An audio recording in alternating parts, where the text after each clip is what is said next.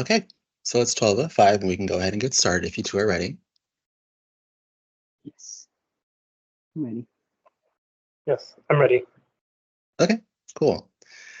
Well, usual format, names, pronouns, and the icebreaker.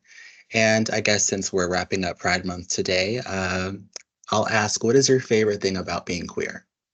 And I will go first as always. My name is Jonathan, pronouns are he, him, and I've been thinking about this question a little bit, and I think as shallow as it sounds, my favorite part about being queer is the fact that we get to share clothes with each other, and that's not something I think that most straight couples get to experience, especially because I tend to date men who have a similar build to myself and who have a similar aesthetic that I have. So it's kind of like doubling my wardrobe, which I love. So, what about you two?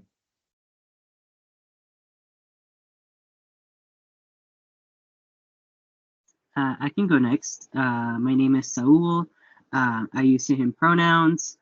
I think one of my favorite parts, uh, maybe not necessarily like personally being queer, but being part of the queer community is I love learning all the history of like queer icons.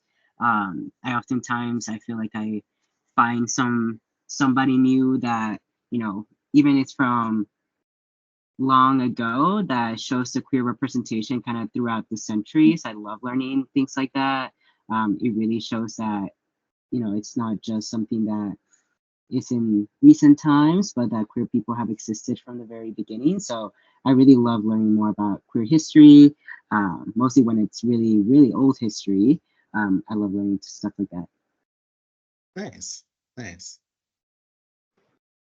Right. And my name is Michael. I use he, him pronouns.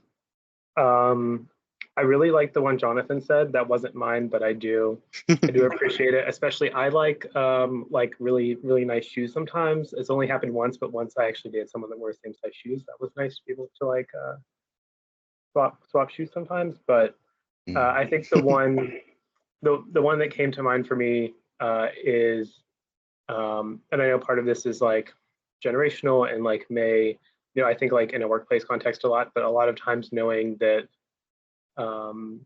you have something that sets you apart that you've had to overcome or adapt in ways that a lot of people haven't, and that gives you a little bit more of a unique or nuanced perspective. Nice. You both have such in-depth answers. Mine's is just about clothes. Okay, so I guess I will ask. No, I'm sorry. Go ahead. Being queer. Oh, I would just say I attribute a lot of that to being queer. So Oh, that's it. That's the nice. end of it. So I guess I'll ask, what did you both think of The Love of Singular Men by Victor Heringer?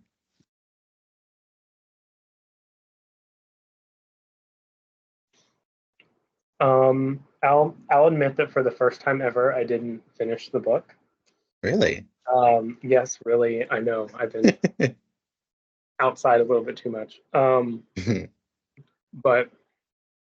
from the like 3/4 I did read, I found the structure to be really interesting. It took me a little bit to get through it or like realize what I was seeing or interpreting. But that is one thing I kind of really appreciated was like the back and forth between different settings, not necessarily having things in a linear fashion.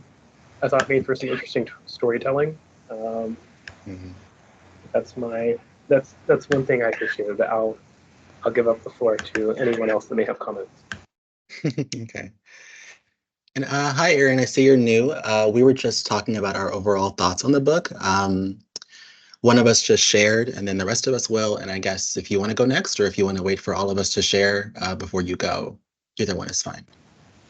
Hi. So just like general thoughts? Yes. Also, I'll ask, what is your name and your pronouns before we get started, I guess. Alright.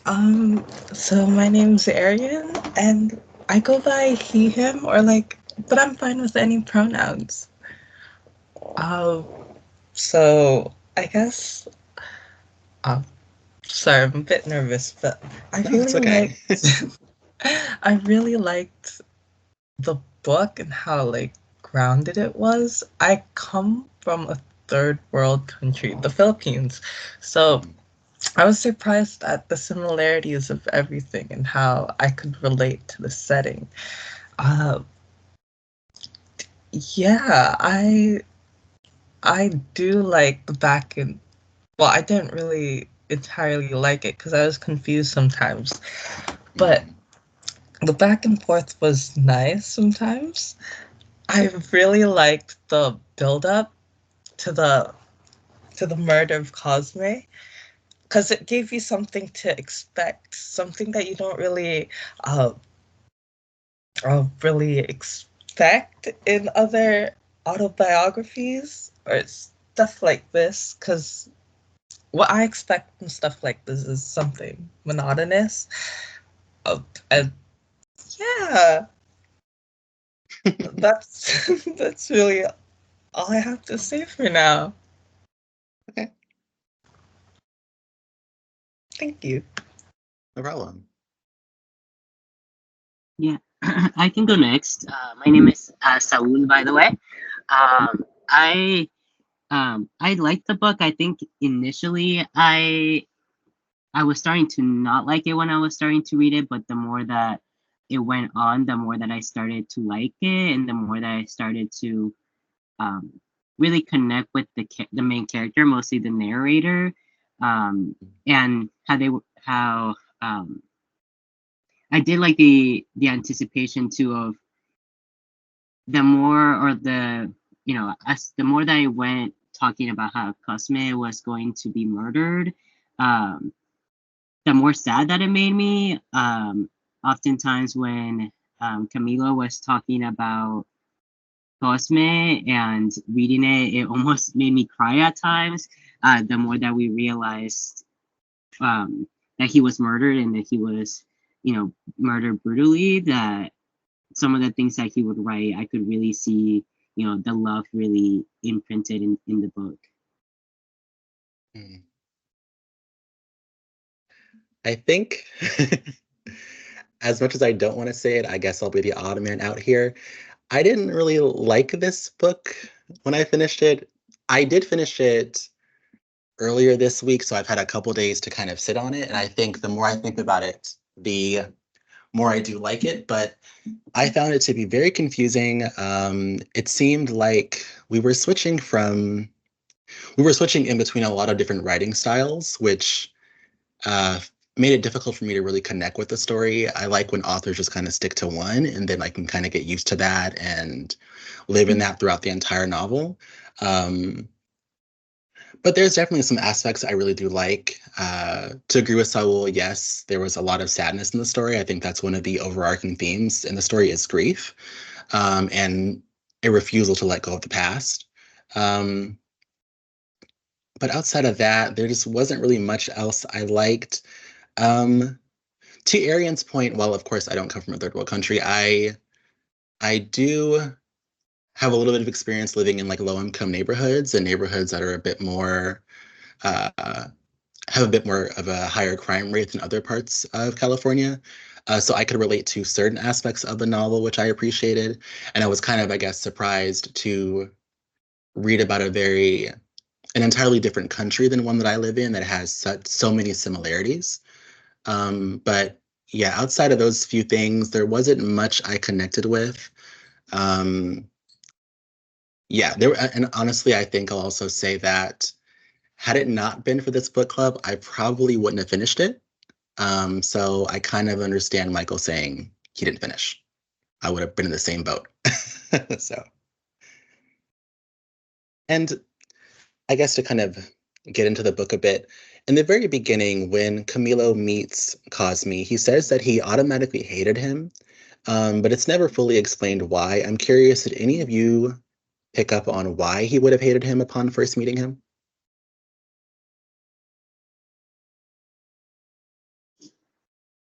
To me, it seemed like maybe he was threatened by him. Maybe as he was brought by his dad, and Cosme was this um like strong boy. So maybe in contrast to him, who had to use crutches and everything, maybe he was jealous of him, as perhaps he felt that he was there to take his place almost. That's kind of what I had thought, is that maybe he was just jealous of him.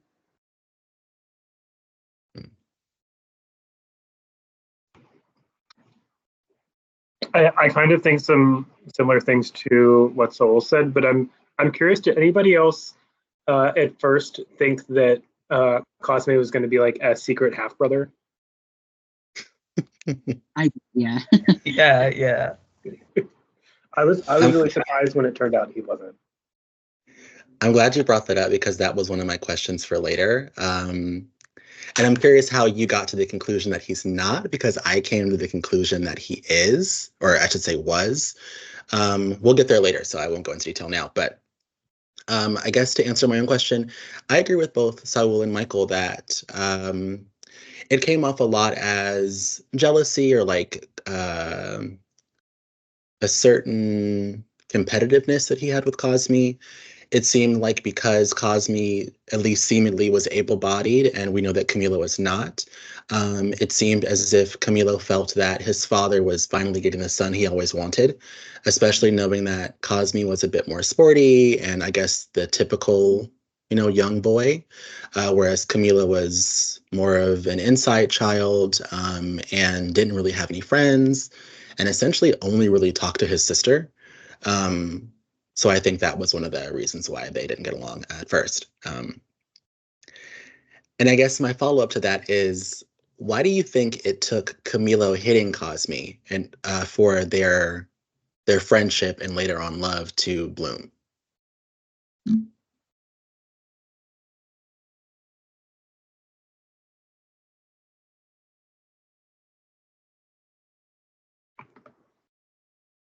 I kind of thought that the act of physical aggression almost like, I don't want to say leveled the playing field, but taking into consideration some of the things that we just mentioned about just like the stark differences, especially in physical ability, that sort of moment kind of like re-grounded, like, oh, we actually can be on the same page if we really need to be. And that may have been like a good opportunity to like reset or level set between the two of them.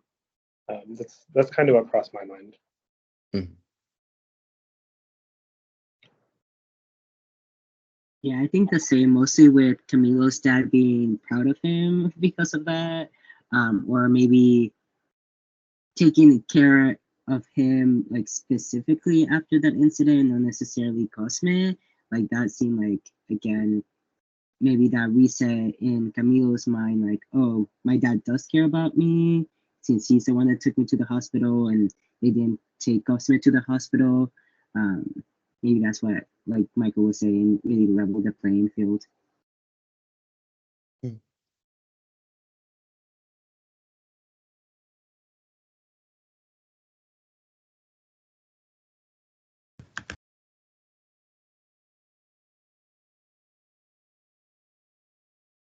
Yeah, I'll agree with you both. I mean, I'm thinking back to my own childhood. While, of course, I never gotten any sort of physical altercations like this, I do know it's very common for children to, I guess if they have an issue with one another, it's not until they get into a physical fight and I guess work through their aggression towards each other that they are able to be friends. I don't fully understand the psychology behind that, but to Michael's point, it makes a lot of sense. And yeah, I think I didn't consider Soul's point that it does show it does show Camilo that his father is proud of him and does care for him, which I guess, to go back to our previous question, the arrival of Cosme made Camilo question that. So yeah, that's a really good point. So I didn't consider that.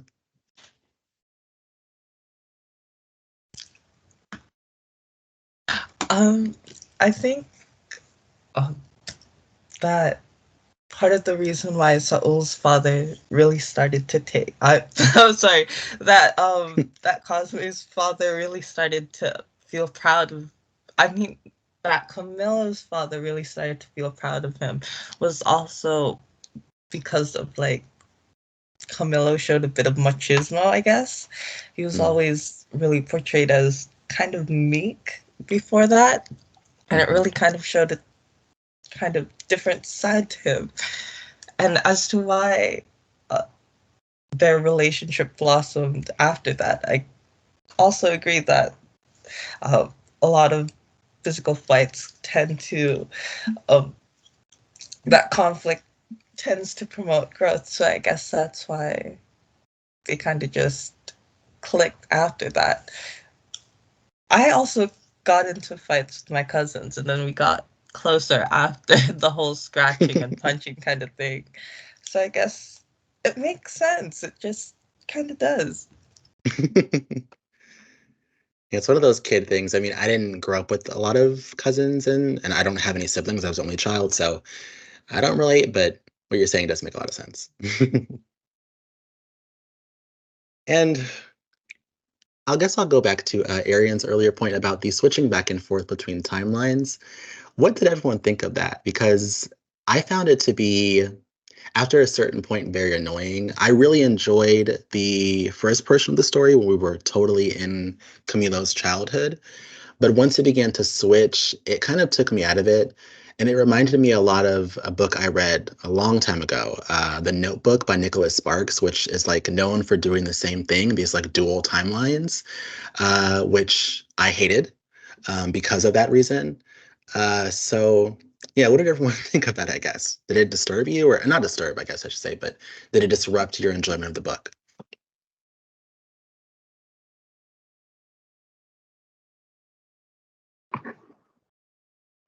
For me, it definitely made it hard to follow at times.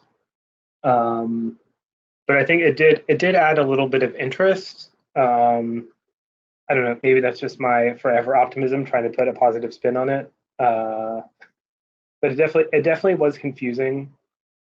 But it was at the same time a little bit entertaining.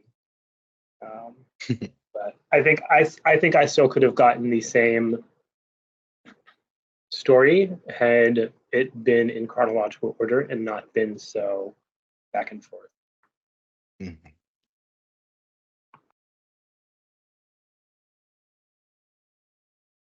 Yeah, no, I agree. Yeah, it confused me as well. I felt like also when it switched to like the very last part of the book where it's the son inside the house. I don't know if we knew that Camilo's name was Camilo before that part. So when it started Mhm. to talk in that way, I was like, who is this? Like I Mhm. was really confused at that point. But maybe it had also been because I didn't read this book like every day. So I would pick it up and then maybe, you know, maybe it took me like a whole month to read it or so, although it's not that long. Um, Mhm. that maybe that also really confused me. I did though. I think that it was interesting to see.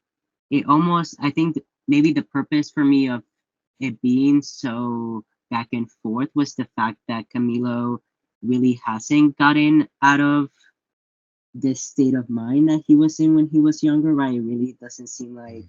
he has progressed beyond Cosme in a lot of ways. It seems like Cosme was the first and only love that he has. And he did talk a little bit right about first loves and what that is for people.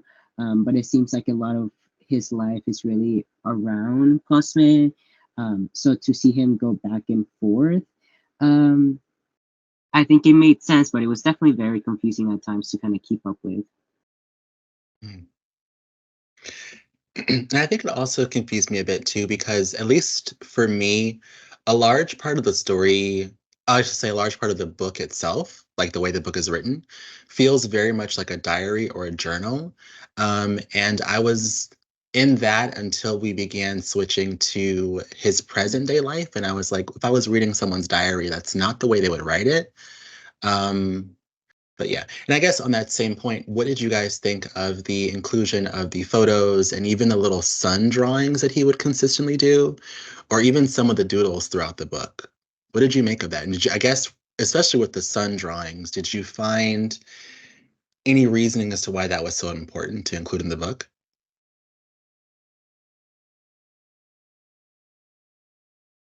I guess I'll go first. I thought it was kind of autobiographical or semi-autobio, but it turns out it was all fiction. Okay, my bad. Yeah.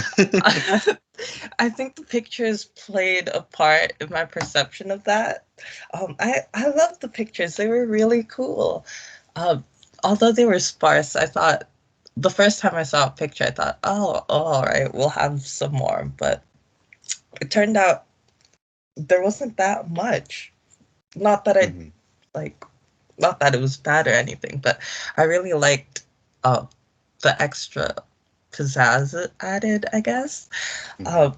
Like I really liked the tree root picture. It it's kind of nostalgic for me in a way because that would be that would be a common scene in streets everywhere I would go when I was growing up. Mm. Yeah.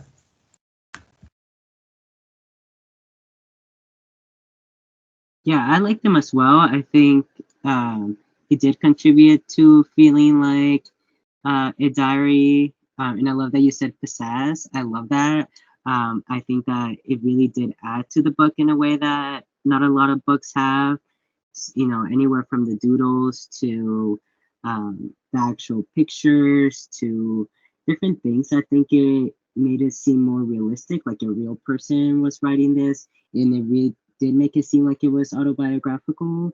There was also the little sons that I think one of the things that in the very beginning, right, he talks about, or he sets up the setting of saying that it says the temperature of this novel is always over 88 degrees Fahrenheit, with the humidity being, over 60%. So then the sun made a lot of sense to be included kind of throughout, just to remind us of how hot it was. And I continuously thought about how hot it was there in Brazil when they kept talking about it. And then at the end, where it kind of switches and it's called the sun inside the house, talking about Renato. I also thought that was interesting too, because then it made me think of maybe Cosme being the sun, and kind of how that brought life to Camilo's life. So trying to think of like the symbolism behind the sun and what could it like have been in correlation with like the heat and everything that the setting actually was.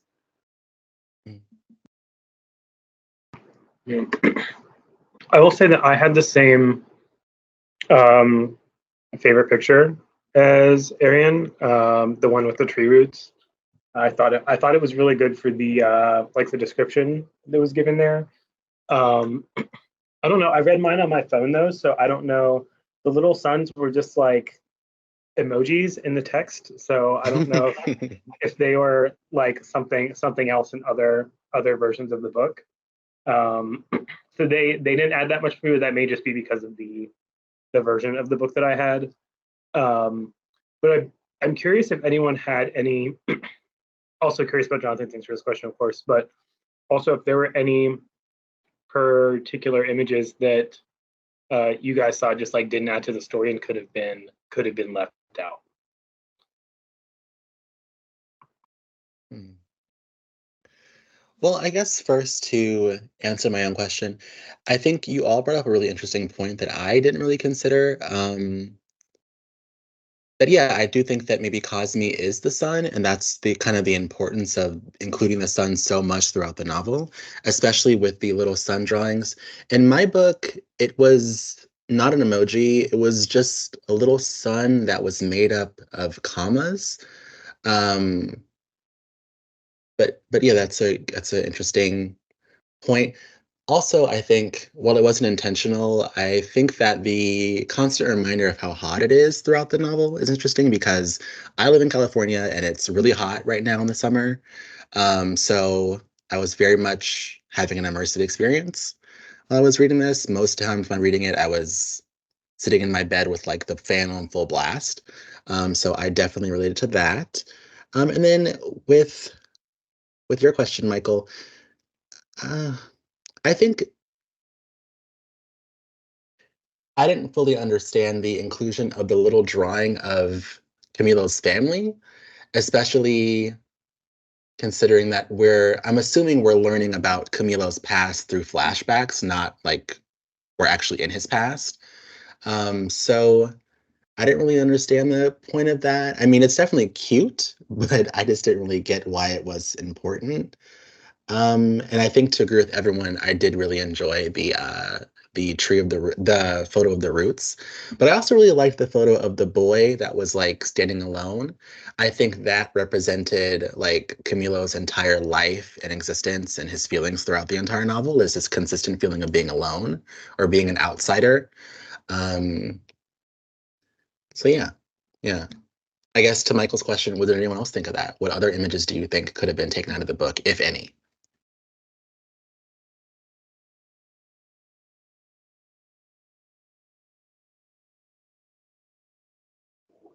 Yeah, I'm trying to look through the pictures. I think the ones that like I'm looking at, I'm like, what does this mean? That I have to go back and read it a little bit. There's one that is on chapter 20. That's kind of it looks like a roster of something. That maybe it's like a schedule, or I'm trying to remember like what it is.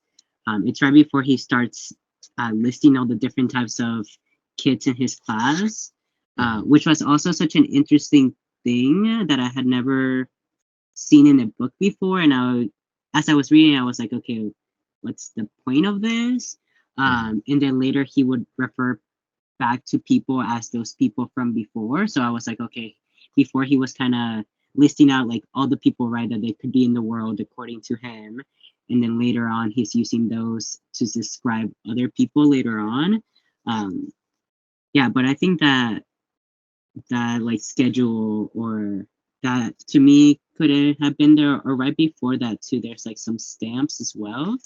I don't know if I would take anything out necessarily, just because I liked it all. But yeah, definitely some things were more powerful. I did like also the picture of the lone boy standing by himself. I thought that was powerful, and I also like the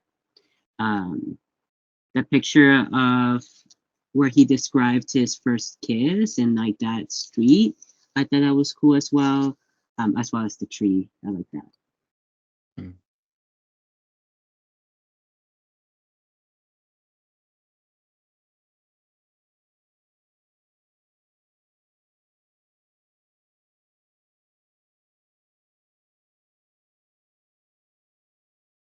I like the fact that you brought up the roster in the book, Saul, because for me that looked like I don't even know what they're called, but I remember when I was a kid in our school libraries, we had these little index cards that we would put inside of our library books that had the names of each child that checked it out and like when the due date was and when they checked it out. And that's what that looked like to me. Although the handwriting was in cursive, so I didn't fully make out what it was saying, but I don't even know if it was in English, um, but yeah. And it's also funny you brought up the roster because not the roster, but the listing of the different personalities. That didn't bother me, but there's the next part where the author lists all the different people that he loved Cosme like. And I read that probably for a full page, and then I skipped. I like trimmed through the next few pages, and I noticed that went on for 5 more pages. I said, "Oh no," and I just like skipped that. Like I'm not reading a bunch of names. Um, did anyone else kind of understand why that was so important to include and why that went on for so long? This listing of different people who love other people. Yeah, no, I did the same thing, and I was happy because I was like, oh yay, I get to skim through this because I don't have much time to finish the book. Yeah, in the afterword, he said there was like those were submissions from actual people that he asked who you love, I guess, and then yeah, people who wanted to remain anonymous was mentioned last. People who weren't were first and foremost upfront. And I thought it was cool how he did that, how those were actual submissions from real people. Let me try and check that afterward, because I might be just making this all up. But yeah, in the acknowledgments, he said that they had to fill a form Mhm. and tell the name of their first love and if they chose their own name as well. That was cool.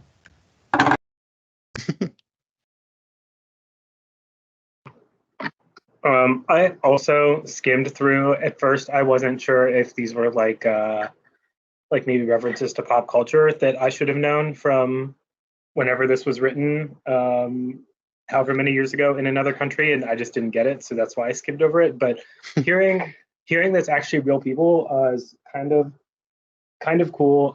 But yeah, I do agree. It was very long inclusion for a very short book. Mhm. And I think it was also like 5 or 6 pages on mine, and my copy was only 200 pages long. So that's 2% of the book to just filler.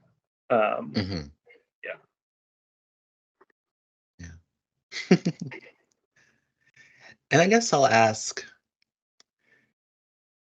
what do you believe that Camilo's original intentions were when trying to start a relationship with Renato?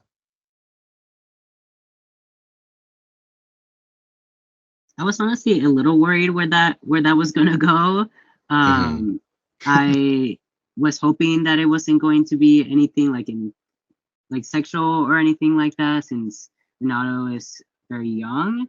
Um, and I didn't picture it being also like his father-son thing. I did eventually, after a while, think, and as he was describing it, I thought that he was murdering him as Mhm. revenge. Or even I even thought that he would do something sexual as revenge. Mhm. So I thought that was where that was gonna go. I'm happy that it didn't, but that was definitely what I thought initially it was going to be, as some kind of revenge for Cosmo. Mhm.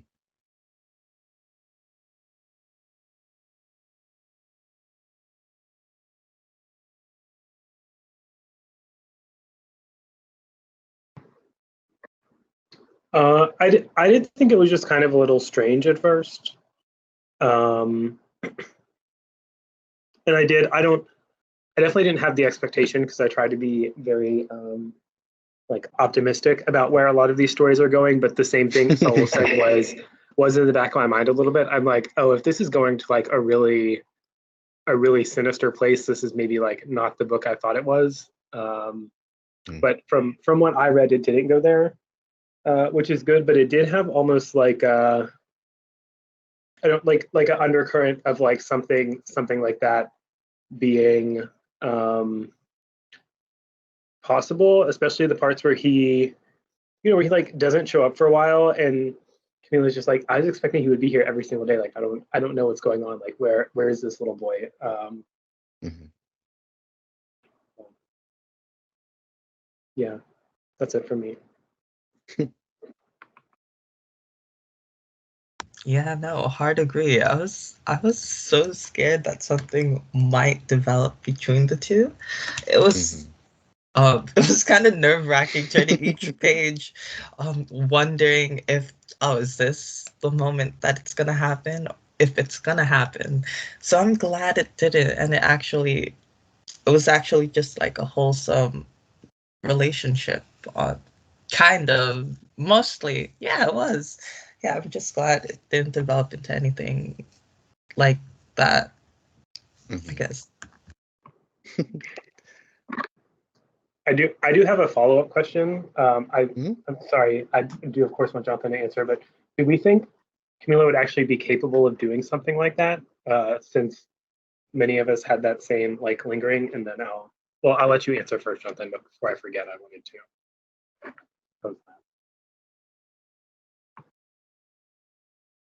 Yeah, I agree with all of you. I mean, I think sometimes I kind of spoil the story for myself a little bit because I do look up and then, of course, post the book's trigger warnings. And one of the trigger warnings was sexual assault. And I was like, please don't let him sexually assault Renato. That's horrible. Thankfully, it doesn't go there. Good. but I was on the edge of my seat reading all of the stuff with Renato because that's where I thought it was going to go. And yeah, but I mean, I also did think that his original intentions with Renato was going to be revenge, simply because he keeps harping on the fact that Renato is the grandson of Adriano.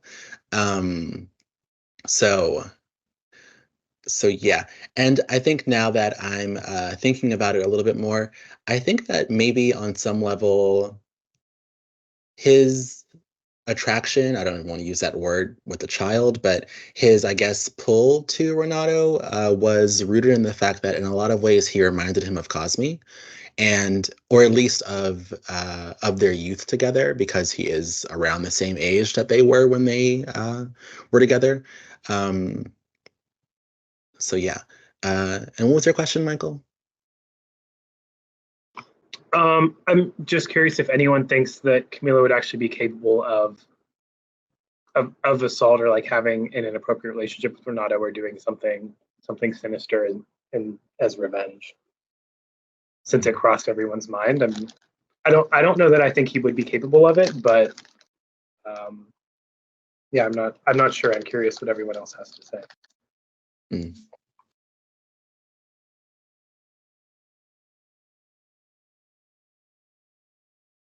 Yeah, I don't know if I thought that, but I guess I must have, because of the way that I was so hesitant to almost keep reading, thinking that it could happen. But maybe for me, it was both the revenge part of it all, and also the fact that it seemed like Camilo was stuck in this like part of his life where he is young and reminiscent of his youth. So maybe like to me that was also like, well, it seems like he hasn't moved on from that, so it could be something like that. Yeah, so the whole time I was hoping that he wouldn't be, but I was still, I guess, in my subconscious being like, oh, like, gross, this might happen. So I guess I thought maybe he could be, but I definitely was hoping he wouldn't be. Throughout kind of the whole time that he kept going back and then coming. I just didn't know what his intentions were going to be, if not for revenge, of like just to now take care of this kid. Like it just seemed very strange. Mm-hmm.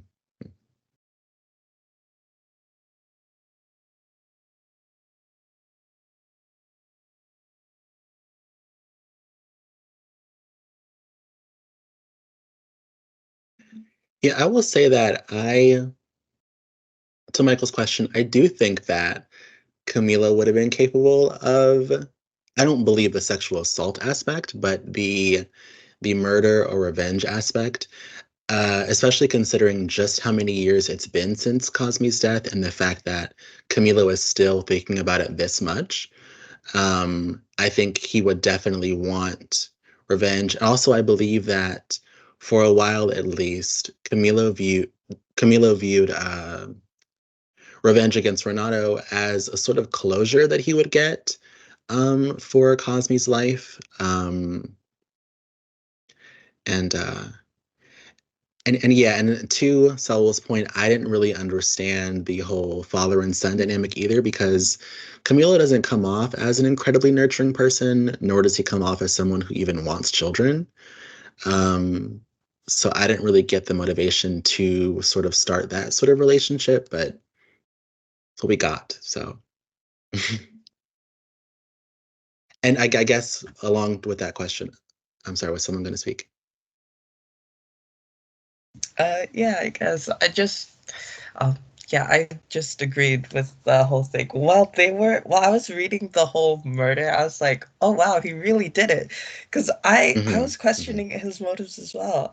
So when it was revealed that that whole thing was just like his imagination while Renato was tuning into the TV, I was gagged.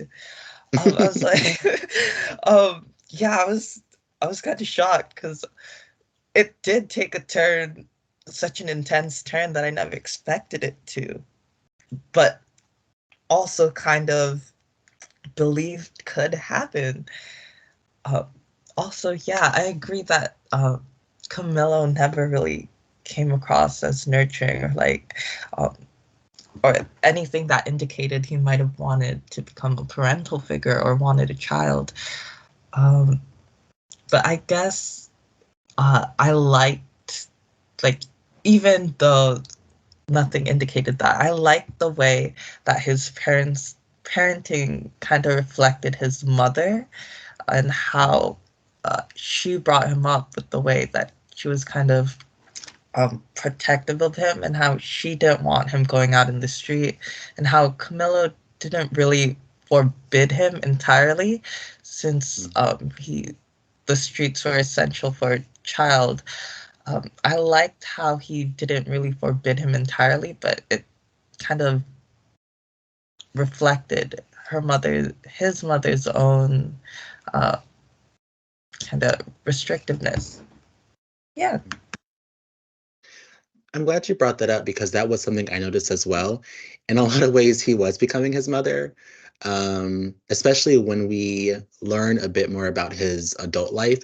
He, in a lot of ways, becomes a recluse, similar to his mother.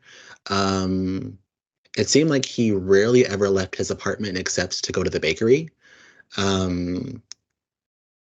So yeah, and then even his restricting Renato to go out sometimes or do certain things reminds him of his mother a lot. And I think it's interesting that that you brought up, Arian, that you were so shocked when you read the killing scene, because there was a certain point where I thought he did kill him, and I thought everything we got after that was Camilo's imagination. Because I just found it a little hard to believe that, like, yes, we know that the woman Renato was staying with wasn't his actual mother, nor was it someone I think he was related to at all. I think it was a classmate's parent or something like that. But it seemed a little odd that, like, no one is looking for him, no one is calling around asking. That just seemed a bit strange. I guess, did that come off strange to anyone else as well? The fact that, like, no one even thought to check on Renato at all?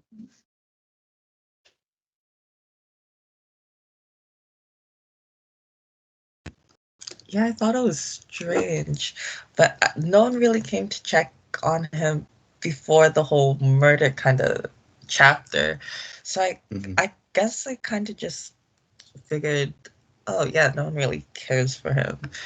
But now that you brought it up, I could see it. Yeah.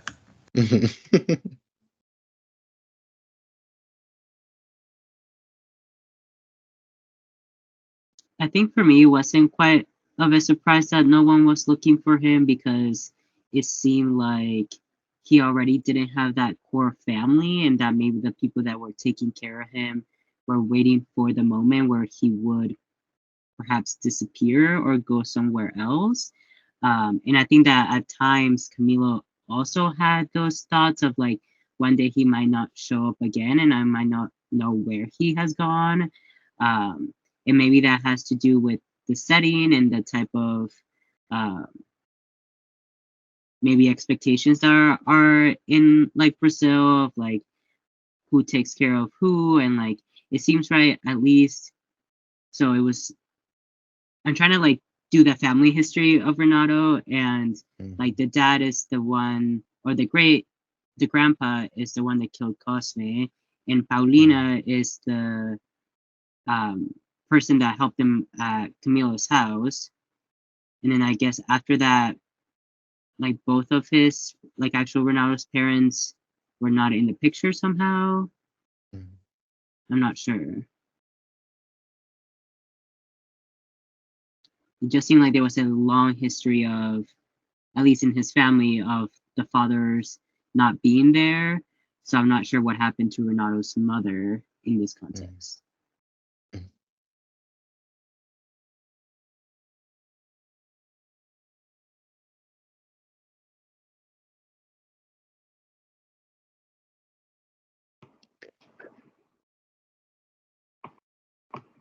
I think this is the part of the book that I did not read if it's at the very end, but the comment you just made at the end, Arian, do you guys remember there's a part where Camilo's talking about Renato and says something specific about what you just said, where he's like he's from a long line of like men who don't engage with their families or something like that. Do you guys remember that earlier in the book?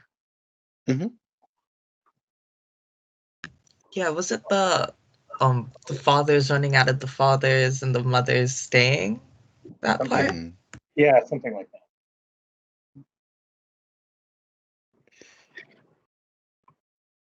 Yeah, I remember that, and I think so. You have a really great point that Renato's family, I guess, is what you would call generational curses. It seems like every single father runs out on their children and the wife, and then it also seems like majority of the women die during childbirth or sometime after, which is what I think happens to Renato's mother, even though I don't remember if we're ever told that that's true.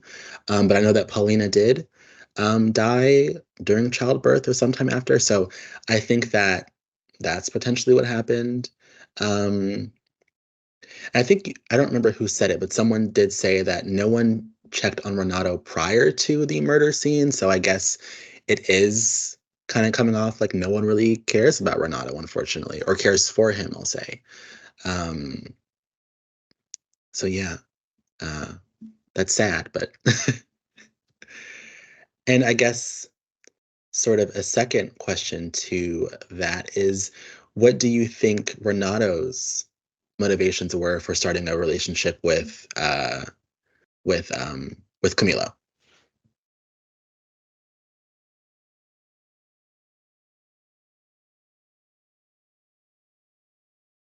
I think he was there for the TV and for the snacks.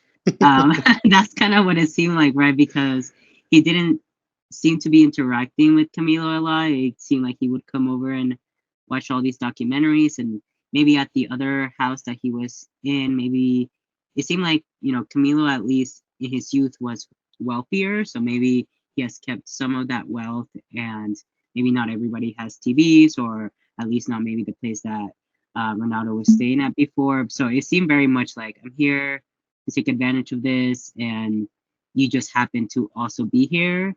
But it did seem like it was the snacks and the TV.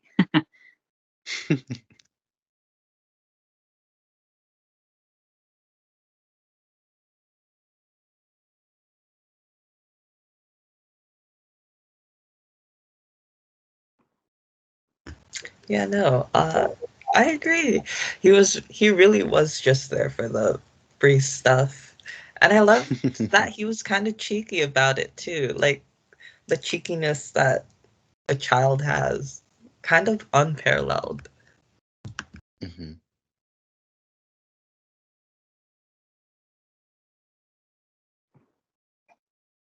Yeah, I don't know that I really put a lot of thought into it. But in this moment, trying to determine, I definitely don't have any comments outside of what everyone else has already shared.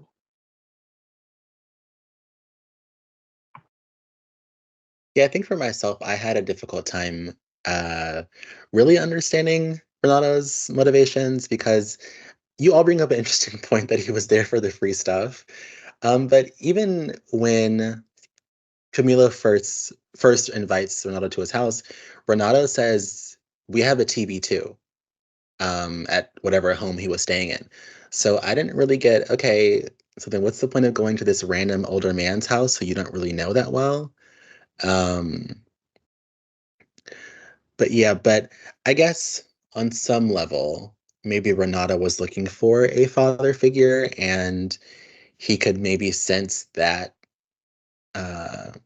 sense that ability in Camilo. So that's why he went. Um, because outside of that, I didn't really get what exactly Renato was getting from Camilo.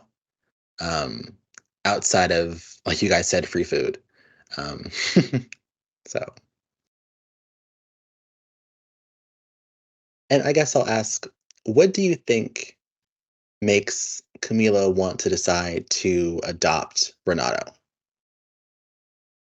Like we know that Renato was coming over quite frequently, but what makes Camilo want him to stay permanently?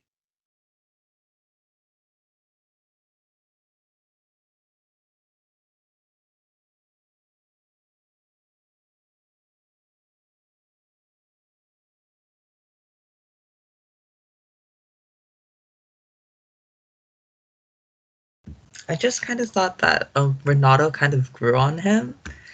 Uh, Renato kind of grew on me too, because his introduction to the story I was kind of iffy about, but then he, I did like what he added and what he kind of gave Camilo's character, I guess, if that makes sense.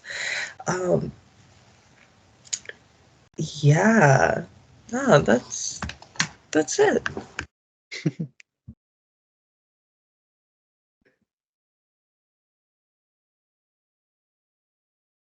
Yeah, I can't remember who had previously said it, but maybe it was you, Jonathan, that said that maybe Ronaldo seemed like Cosme or reminded Camilo of Cosme. So maybe the more that he was there with him, the more that he was kind of got over this feelings of revenge and just kind of saw, or maybe was able to put the love above the revenge feelings for Cosme. And maybe he was seeing that if Cosme wasn't able to live his full life, perhaps he could help this boy live his full life that he would maybe not get otherwise. So maybe that's kind of what I had seen at the end as maybe being able to give another young boy the opportunity to live that Cosme didn't have. Mhm.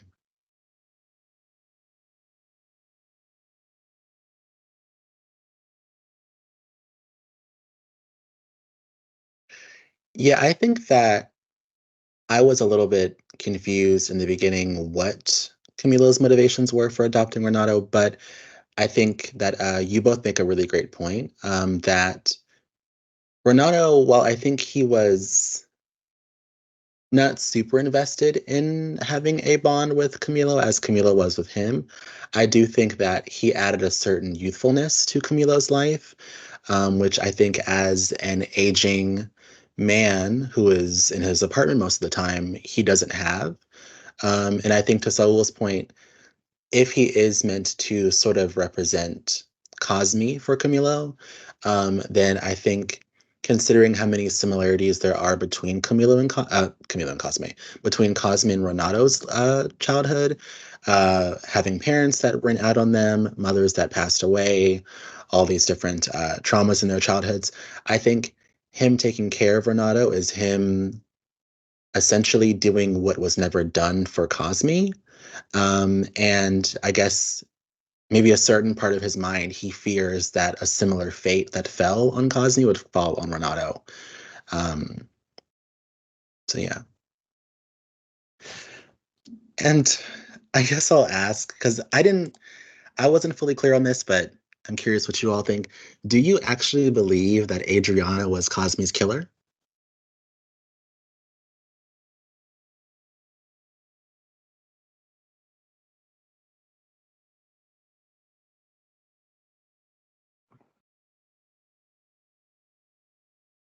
It was hard to tell, and I think part of the reason for me that made it hard to tell a little bit was just because Camilo had so many like distorted flashbacks and admitted Mhm.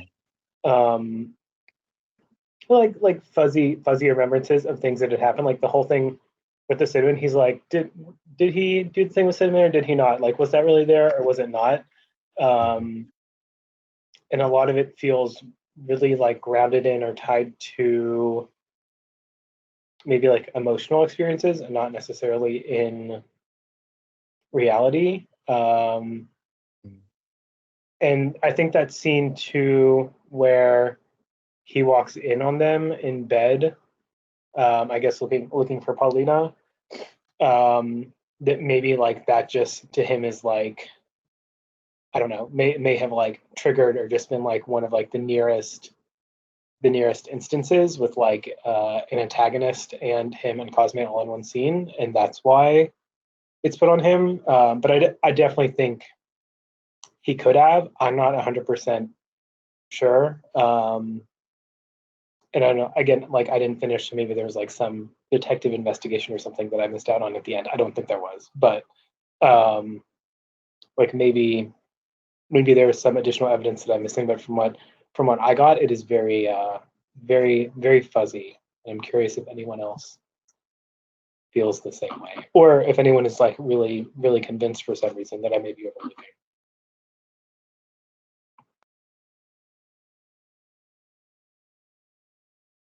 I guess I never questioned it, whether or not it was him, just because Camilo seems so sure it was him. And I think that the scene of him walking in on them in bed also to me showed that it could have been him, because he could have, that's maybe where it all had started, right? But I guess it could have been other people, as Cosme and Camilo didn't seem to be hiding their relationship when they were out and about, right, with in front of their friends, and their friends eventually, right after they had that initial shock, were fine with it. But he does talk about how other people, specifically older women and the young ladies too, that he says talk about them, and are not okay with them being boyfriends. So it could have been other people as well.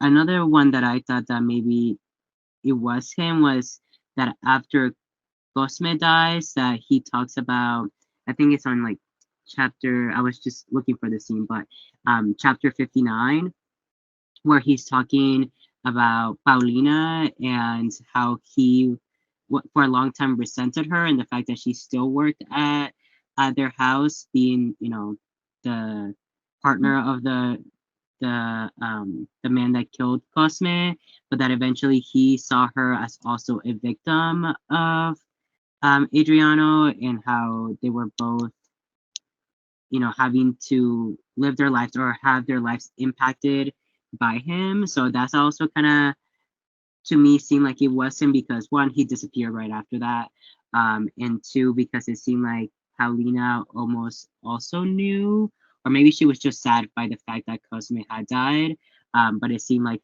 she also maybe knew a little bit more about that. Mm.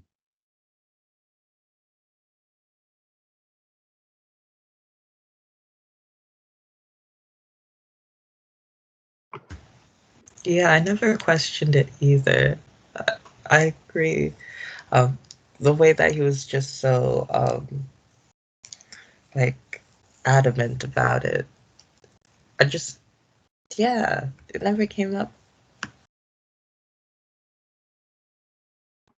Yeah, I am trying to see you guys' point of view, and I do agree on some points, but also I think with Michael's point, I don't necessarily know that I consider Camila to be the most reliable narrator.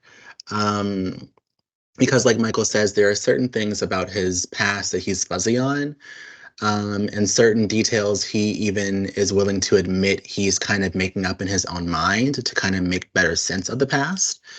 Um, so yeah, but I mean, to you, the two of you's point, Arian and Saul, there are a lot of coincidences there. But I just don't really understand Adriana's motivations for having killed Cosme, what those motivations would have been. Um, yeah, but I mean, I guess then who else would have killed Cosme? But then I also think it's a bit strange because when Camilo tells his father that he believes Adriano did it, Camilo's father just laughs like it's the most impossible thing in the world.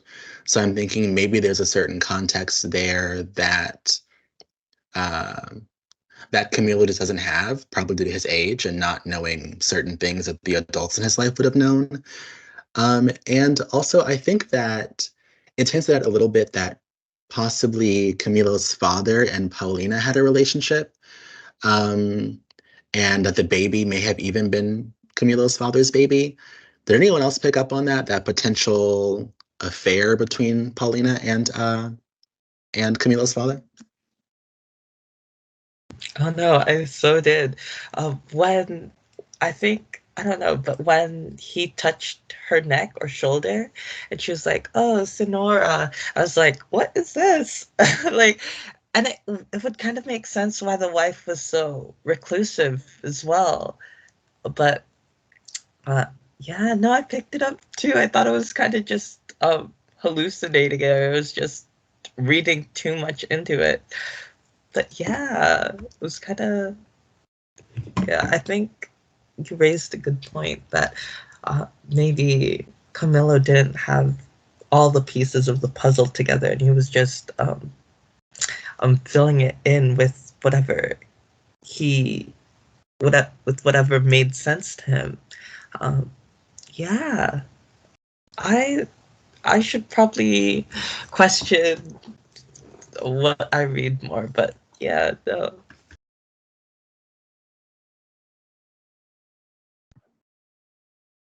Yeah, I definitely did get some like maybe like philandering vibes from the dad. Um, I definitely picked up on the thing with Paulina, but and I just before I forget, and I'm sure we'll come back to it, but Johnathan said something in his comment about Milo being an unreliable narrator, and there I definitely would like to like see everyone else's opinion or chat about that. But in terms of the dad and the affair, like definitely thought like possibility of you know, like Paulina and the dad being a thing was there. Yeah, and the thing Arian said was like just strange interactions between them, or not even necessarily strange, but maybe like inappropriate. And then like the mother like never leaving the room with the like fake Fabergé eggs. Very just the poor mother. There's so many reasons, so many like unaddressed things, especially being married to a doctor. But um, yeah, like I could see it for sure.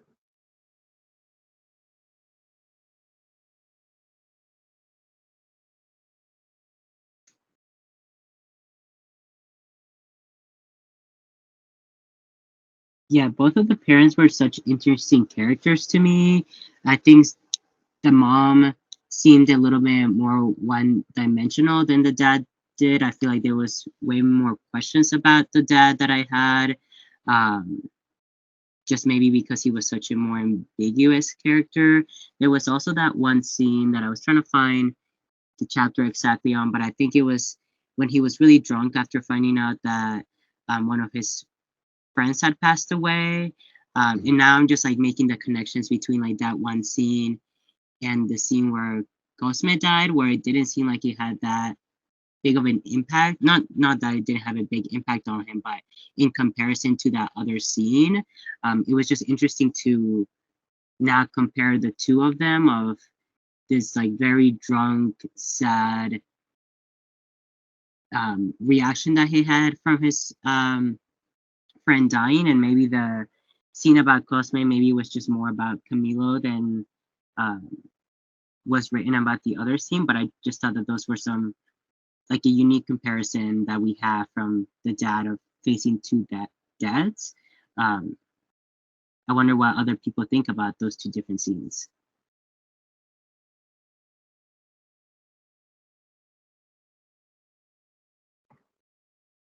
I will say I thought the thing with the cheese sandwiches and him like falling on the floor and being all over them, all weepy was so bizarre.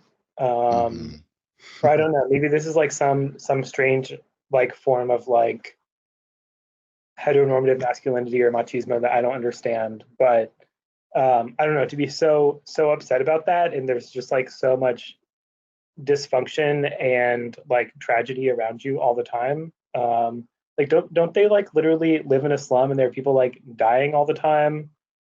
But they're like in this like gated mansion on the top of the hill.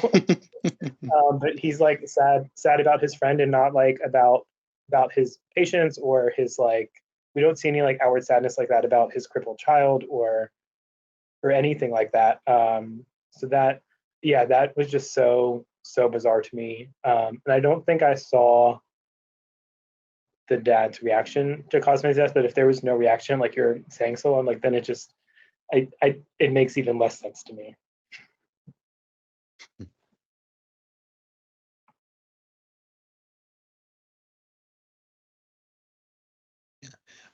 I do have a follow-up question to what you both just said, but I guess before I move on to that, I am curious to Michael's question. Did either one of you, Saul or Arian, did you also find Camila to be an unreliable narrator, or did you trust essentially most, if not all, of what he was saying throughout the story?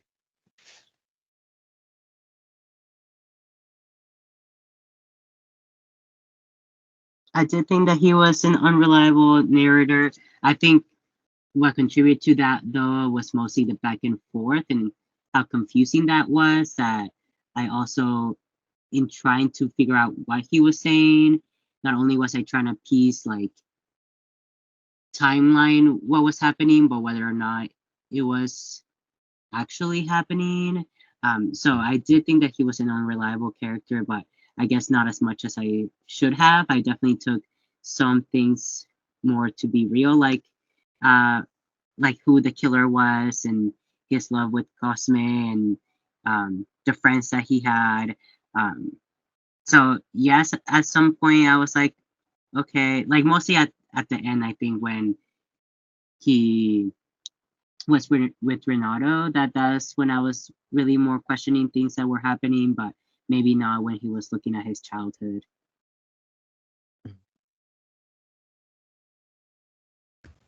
Yeah, no, I agree with Saul.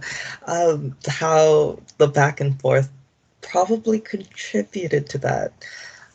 I do think he is a bit of an unreliable narrator. Now that you guys brought it up, since he was forgetting some aspects of probably the most important person to him, the most impactful person to him, and it could have just. I just kind of saw it as him being, oh, this is really his age showing, how long ago that was, and I feel like if something impacted you that much, you wouldn't. Never mind. No, no, you could forget, but I feel like in this instance, he wouldn't forget something that um, that, but he did forget um, Cosme's face, so maybe never mind. I just kind of agree that he is a bit of an unreliable narrator, but I did still take most of what he was saying um, as true. I think you started to hint at this a little bit, Arion, but the main reason for me that I found him to be unreliable was this whole thing with Cosme does not, to me, in the grand scheme of things, feel as impactful or as much like true love as he makes it out to be, especially knowing like how old and experienced he is in the end of the book. They knew each other for 2 weeks. They had some like light like middle school boy sexual experience, and then and then they kiss one time. They're like in love, and like Cosme's like his first like true love. I don't know. I don't buy it as much as it. I think it is a part of him having like a little bit more of a like in person like sexual orientation awakening, um, and kind of like realizing like, oh, like this actually is like a thing. Like I don't have to be afraid of it. Like I can live this out. There are like real options for me to be a queer person, and and engage and like find other people that are interested and like maybe have romantic relationships. And that like as a teen preteen, like seeing that and mistaking it for love, but for him to still be like an old man and harping on that or thinking that, is the main reason that I find him to be really unreliable, because I want him to have some more like personal growth or like different experiences or like move beyond it by that time, and he doesn't, and because of that it makes it hard to think that he's not like clouding everything else with some like level of immaturity or stubbornness. So that is kind of how I took it. It took maybe like a third of the way before I like really convinced myself of all that. But once I did, I was like, it's like I don't know if I can buy everything this man is saying. Okay, I agree with you. I did not know that whole thing lasted 2 weeks only. When the 2 weeks figure was showed, I thought that was like um their final 2 weeks together.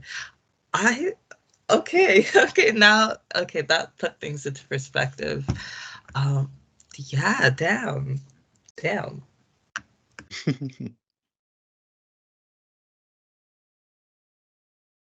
Yeah, I also didn't know it was just 2 weeks. I also thought it was the final 2 weeks of that all.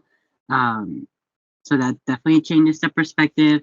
I think one of the things as well, and I can't remember what part of the book Camilo was talking about this, or maybe it was both the point Camilo and maybe even the writer was trying to make of like your first love being like the most important or the most impactful.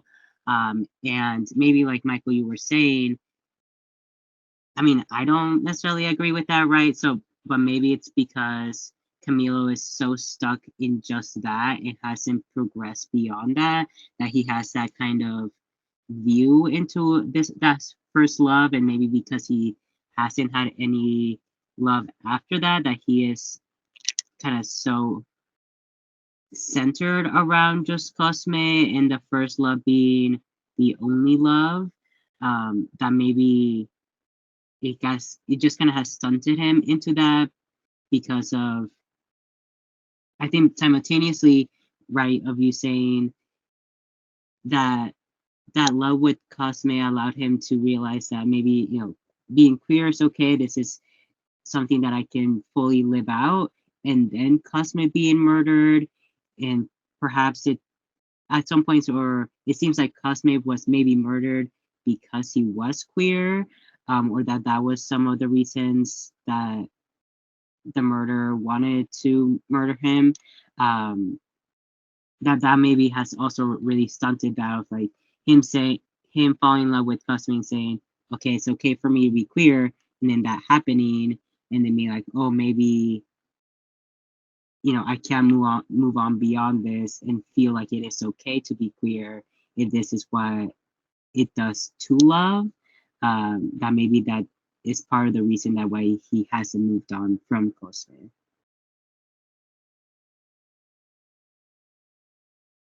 Yeah, that was one of my next questions is since we only get the story through Camilo's perspective, did you all buy the fact that they were in this like grand romance together, or was that just Camilo's point of view? I think for me, to everyone's point, essentially, especially Michael's, it seemed like it was just Camilo's like romanticizing a certain point in his life because I didn't necessarily get the sense that Cosme had as strong of feelings about Camilo as Camilo had about him. I think Camilo felt so strongly for Cosme because Cosme is sort of his introduction to the entire world, because we know that prior to Cosme coming into Camilo's life, he spends most of his time indoors and most of his time with just his sister. He doesn't even, from what we learn at least, doesn't really have any friends in his childhood. So Cosme is kind of his first friend. Cosme is the reason that his mother allows him to go outside more often, like on the street, leaving their gated home, which prior to that she wasn't okay with him doing. Um, Cosme also, I guess, helps him get a little bit, helps him gain access to like certain spaces that teen boys tend to be a part of, like playing sports and whatnot. Even though, yes, Camila wasn't actively playing, he at least got to watch and experience the energy of those, I guess, what some people would consider important moments in a boy's childhood. And then he's also, like we mentioned earlier, he is uh, Camilo's introduction into like his own body. Like he even teaches Camilo how to masturbate properly. Um, so yeah, I think just the fact that Cosme is so many firsts for Camilo is why he feels so deeply for him. But I'm curious, to Michael's point, do we all believe that Cosme felt the same way towards Camilo?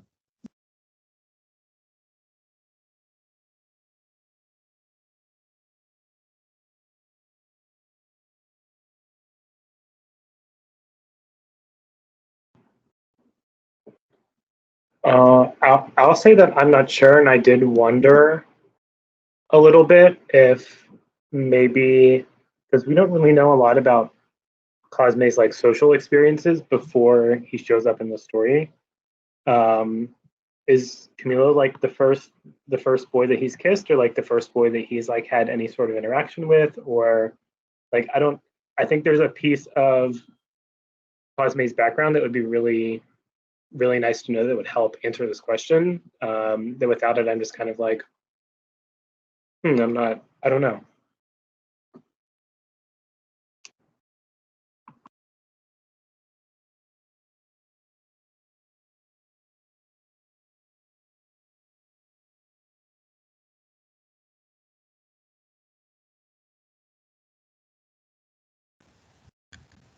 Um,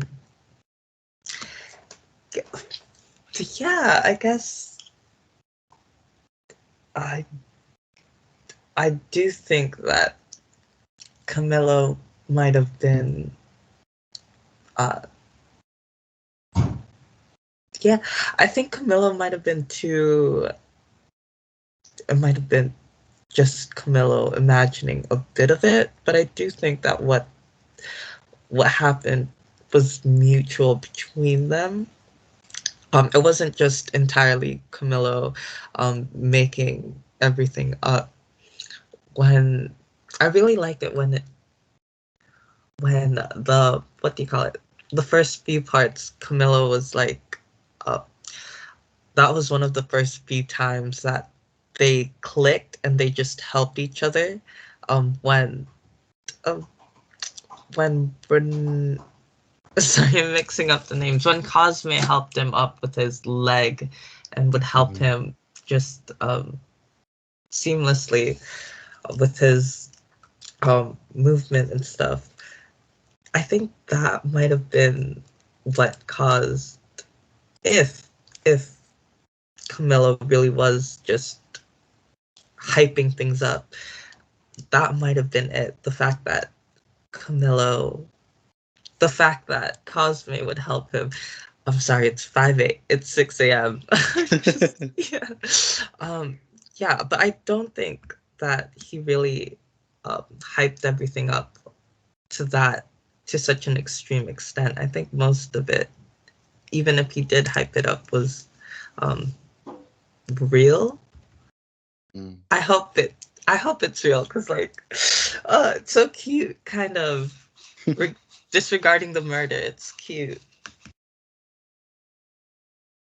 No, I also completely agree. I want to believe that it was mutual, um, like fully how Camilo felt. I also think that sometimes, like, I wish I had marked this book more than I did because I didn't do any of it. But there were certainly certain things like I remember Camilo saying that in like the group of boys, Cosme wasn't like the cool or like in the in the other boys' eyes, he wasn't like the best. So whereas like Mhm. in their house, Cosme was like right like the strongest one and between the two of them. So it seemed like it wasn't just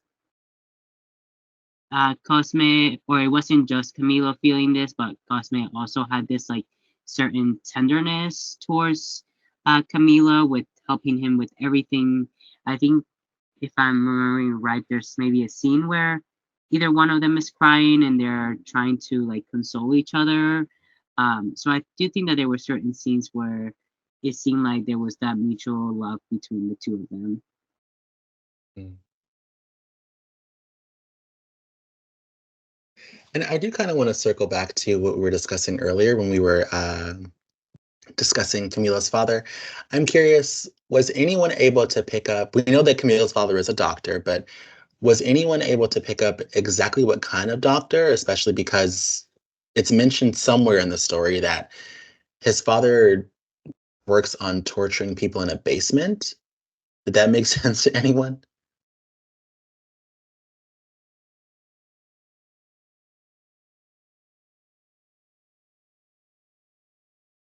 I was trying to figure out because at one point too, it seemed like they said can't remember if they necessarily said victim or patient, but that Cosme was or could be had been um, like the son of somebody that had died because of his dad.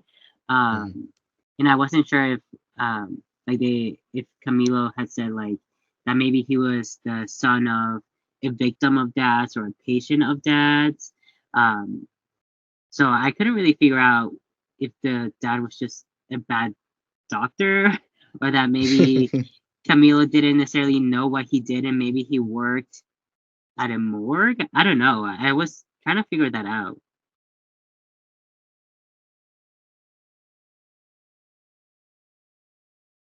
I'm no history nerd or anything, so I just figured that there was like something going on politically, or there's a conflict happening or something like that, and I just rolled with it, I guess.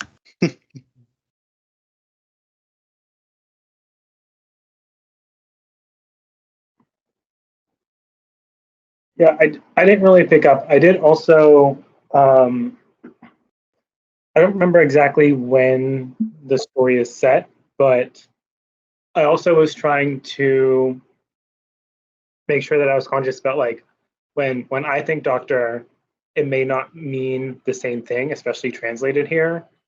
That like I'm sure like it loosely means the same thing, but that like, you know, Brazil is a very different country. If this story is set like 50 years ago, that like the definition there may not be the same.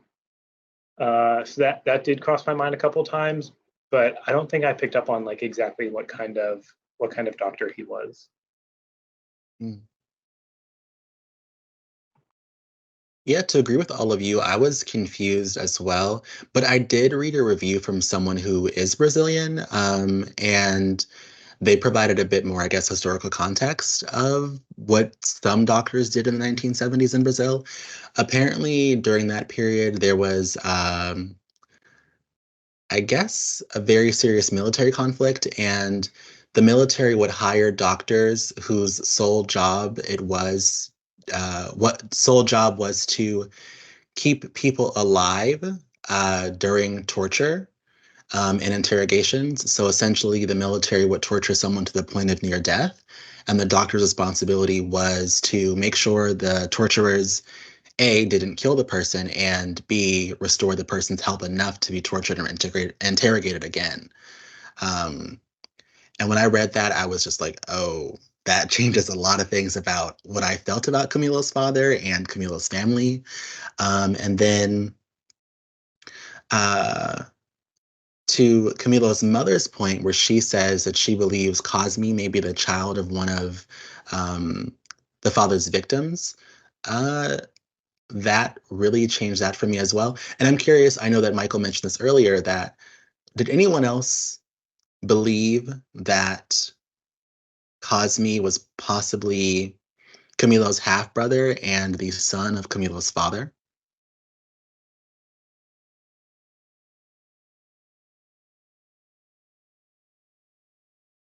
In the beginning, when Cosme was brought home, I thought that that was the reason why he was being brought home is because he was the half brother. Mm. But I guess once their relationship started, that I just kind of like took that idea out of my head since they were in a relationship. But I guess, and I also thought, right, like, does the dad know? Does the mom know that this is going on since it's happening in their house and people outside are talking about it? It seemed like the sister knew, but then the sister said, right, like, I'm not going to tell our parents about it.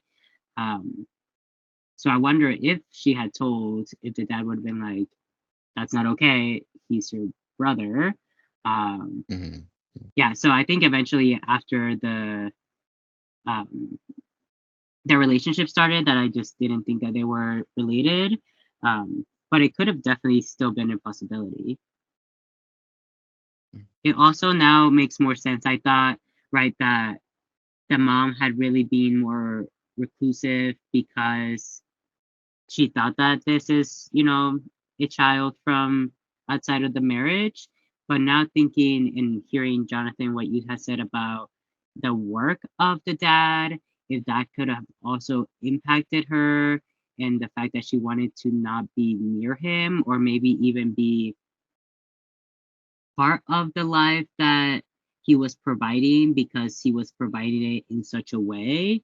And I Mm. wonder if that did impact the fact that she chose to isolate herself, is the fact that she didn't want to participate in maybe keeping up this facade of like being happy or of being rich, because of the way that they were getting it, and maybe like how Michael had said too, because of how the rest of the people around them were living, that maybe she felt this discomfort around all of that.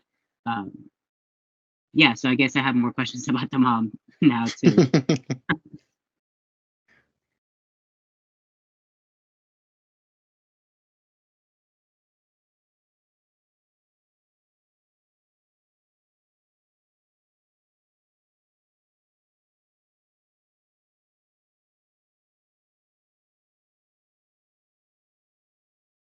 Yeah, I think for me, there was a very strong possibility that Cosme was Camilo's brother or half brother, especially if we are to believe that it's possible. If we are to believe that Paulina and Camilo's father were having an affair, and that possibly even the child, Paulina's child, was Camilo's father's child, I don't think it's a far stretch to also believe that he would have assaulted one of his victims, and then that Cosme would be the child of that of that. Um, and I think if I believe that they're brothers, it really changes the way I view their entire relationship. I mean, of course, we know that Camilo didn't know any of this until he was much older. So it wasn't his fault, but it's just hard for me to find the romance in potentially two half siblings having a sexual relationship with each other. I just can't really, it's giving very flowers under the attic, flowers in the attic. And yeah, I can't, I can't romanticize that. Um, and I guess I'm curious. Go ahead. Okay. Yeah.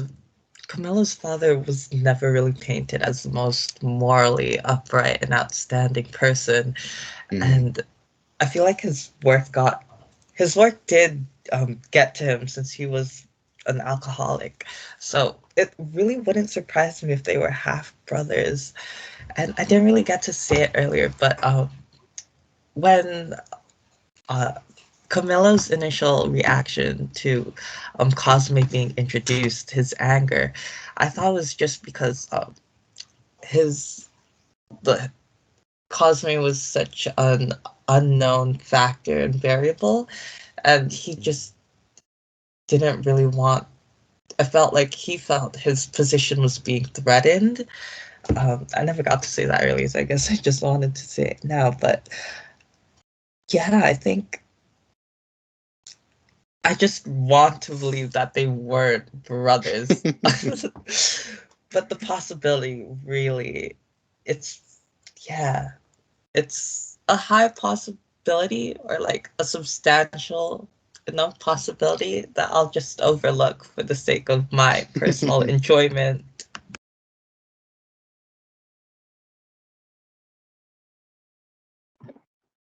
Yeah, I think I'll just also note that that is part of the reason I convinced myself that they weren't. Because they were already children and it was like a lot of like sexual things happening. And then for them to also be brothers was maybe just a little bit much for me to digest and still like read this story with a smile on my face. So that I think that is probably part of the reason. I will acknowledge that it's possible that it is one of the first things I thought when Cosme came into the picture, but I very quickly like convinced myself otherwise, mostly for my personal enjoyment. And since we're getting close to the end of the story, I'm curious, did anyone else notice how after a certain point in the novel, the chapters, instead of increasing, began to decrease? And then it stops at I think 34, 36, and as opposed to going all the way back to one. Did anyone understand why or even notice the significance in having that decrease instead of the continuous increase?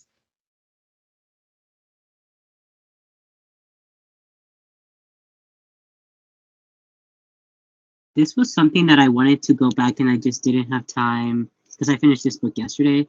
That I didn't have time to. I was trying to figure out, like, trying to go back because the book, or before it starts to go down, I was trying to see. So it's like chapter 57, and then it's chapter 56, and it starts to count down.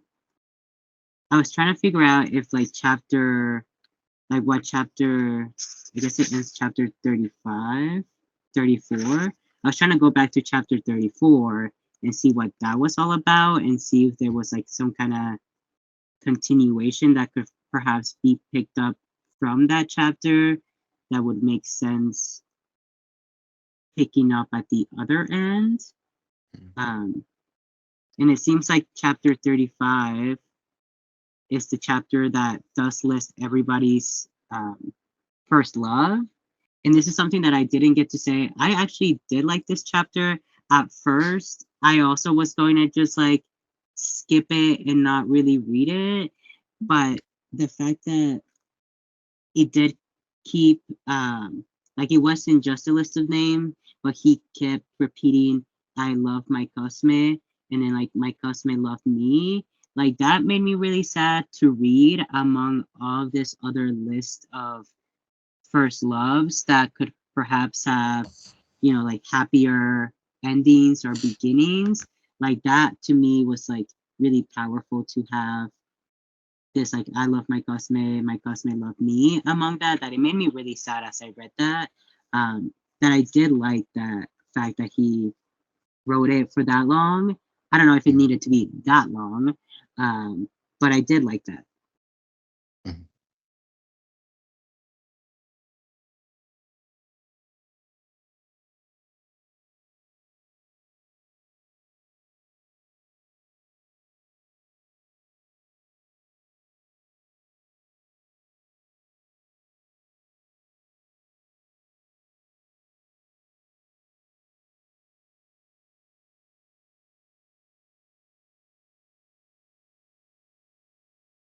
Yeah, I wasn't really able to make sense of why the chapter numbers began to decrease.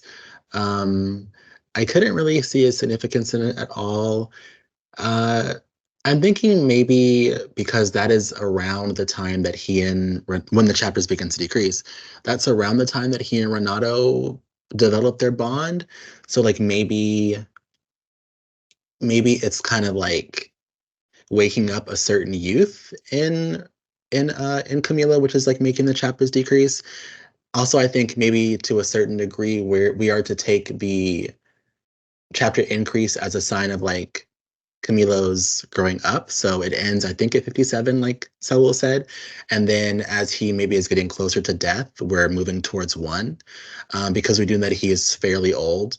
Um, so yeah, and also I guess the significance of having the book end on 34 or 35, I don't really see that either, but I guess that just lets us know there's more of the story to continue, that we're just not going to get a part of for some reason. Um, yeah. Were there any other thoughts on that decrease in the novel?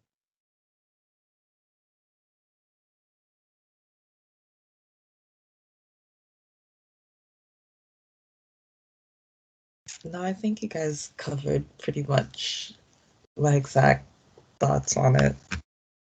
Mm.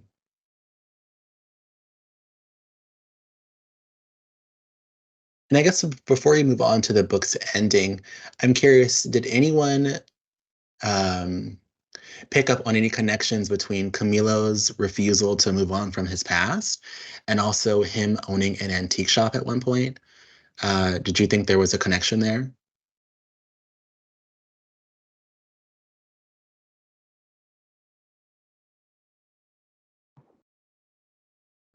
I did think it was an interesting career choice for him, and I was a little sad knowing that like it had not worked out and that he'd gone bankrupt because of it.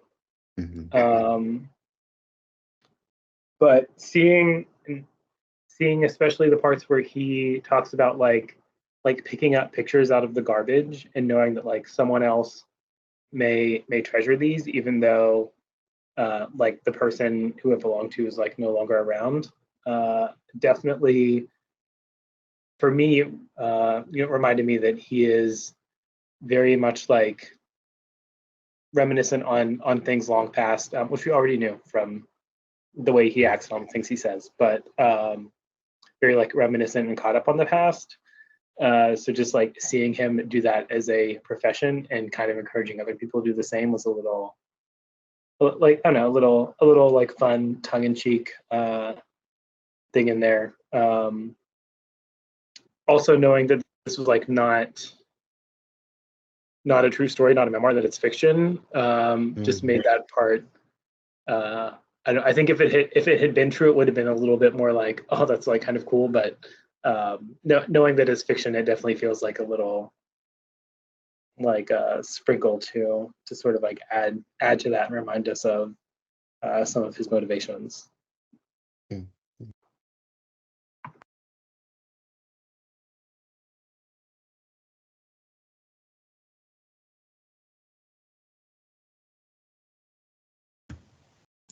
Yeah, to add to what Michael said, I really think it was an interesting career choice. Uh, I think it was like definitely brought on by Cosme, but at the same time, I get it because like I love thrifting and like especially antique stores. I just love browsing through them. So I did get Camilo's attraction and like for um, things that hold sentimental value to someone, things that might have been forgotten by everyone but them. So I thought it was really cool, even if it wouldn't have been inspired by um, Cosme, it would have been a good and cool telling or a cool way of showing uh, Camilo's own values and personality. But yeah, in this context, it was definitely um, inspired or influenced by Cosme, I feel. Yeah. Mm-hmm.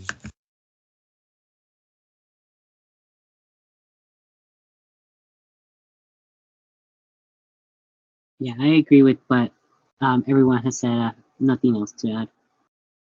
Mm. Yeah, I agree with you all. I mean, I do notice a connection. Although honestly, it made me very, very sad to, it almost kind of broke my heart, I guess, that to know that Camilo was so wrapped up in the past that he chose to do that as his profession, like to live in other people's pasts. Um, and also, I think it hits even harder for me understanding that the author Victor Heringer took his own life. And while of course I don't know why, I would imagine a part of that is at least tied to certain things happening in his past that he wasn't unable to heal from. So it just breaks my heart to think that someone is that interested in the past that you would do that professionally, and then like Michael said, that doesn't even work out. So now you have trauma from doing something that I think maybe in his mind was going to heal his trauma. Yeah, very, very sad. And I guess before you wrap up, what do we think of the book's end? And I'm curious, did the book feel incomplete to any of you? I know, Michael, you didn't get to the end, but for those of us who did finish, what did we think of the end?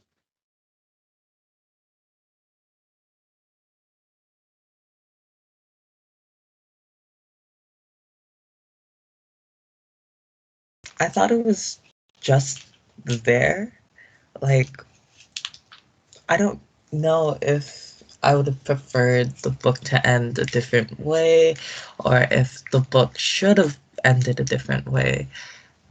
I I was kind of I did expect the numbers to go down to 1 or Mhm. even 0. So I was like, oh, it's stopping here. That's kind of uh yeah. But I feel like the way that it ended with Camillo wondering whether the mother would ever try and get Renato back was um was kind of, it was fine, I guess. that didn't need to be resolved for me. That so I think everything was all right. There was still um, I like that it didn't end like all fairy tales and sunshine, because that would be like the complete opposite of everything that the book was saying and going for. So the fact that it ended on such a mundane note, I liked it. Mhm.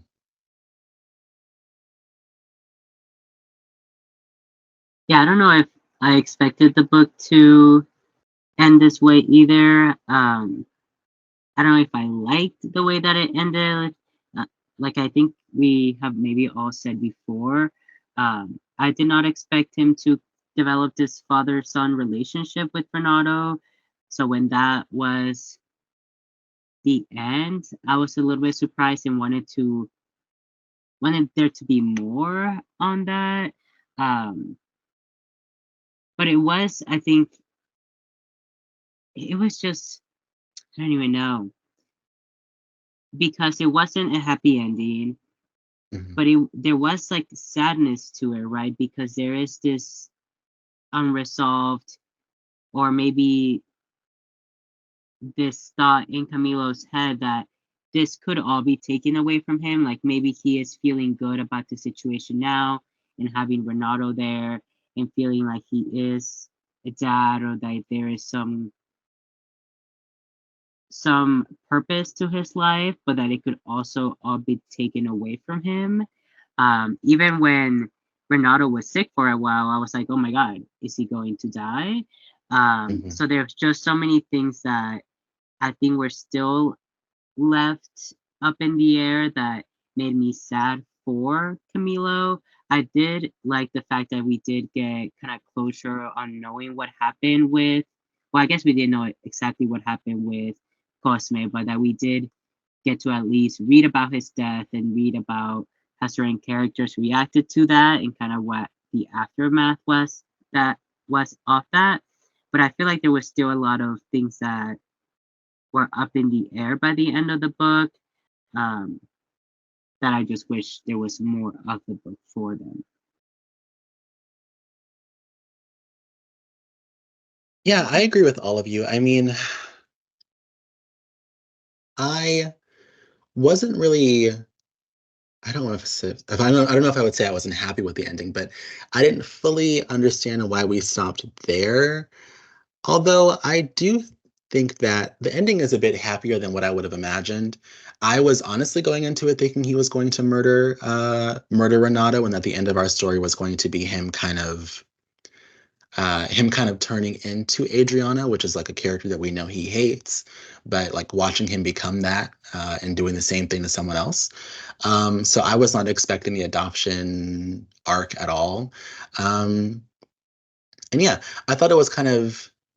I know that Arian, you said you didn't think it was Rainbows and Sunshine, but I think it kind of was because it ends on like, I believe a Christmas dinner. And it sounds like they just lived happily ever after. And I honestly, to Zoel's point, I forgot about Renato being sick. So maybe that does kind of, we do have that looming over our head a little bit at the end. But yeah, I wasn't really sure why it ended there and what the significance was with having it end at a Christmas dinner, um, as opposed to having like a final ending. Um, yeah. And I know, Michael, you didn't finish, but do you have any other thoughts about anything else, or even what you thought, where you thought the ending would have gone? Um, I am not was not expecting slash am not expecting. I will finish the book. Just was not super motivated to like try and get it done based on what I'd read. Mhm. But the adoption thing definitely was not anticipating that, especially based on a lot of like personality traits we got from Camillo. But um, no, I will say that I'm happy there was no sinister ending with Renato. So that part does make me happy. But again, like I wish that we'd just gotten a little bit more growth in the end from Camillo. But I guess in reality, sometimes people don't grow, or they end up like hyper focusing on certain things and spending too much of their lives, on something from the past that they can't change. So it probably is a more realistic ending than the little bit of a storybook ending that I wanted.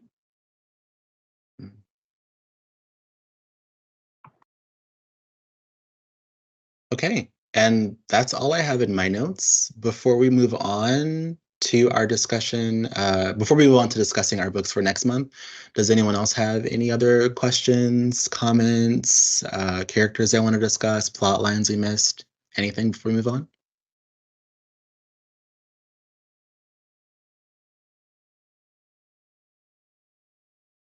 No, I'm good.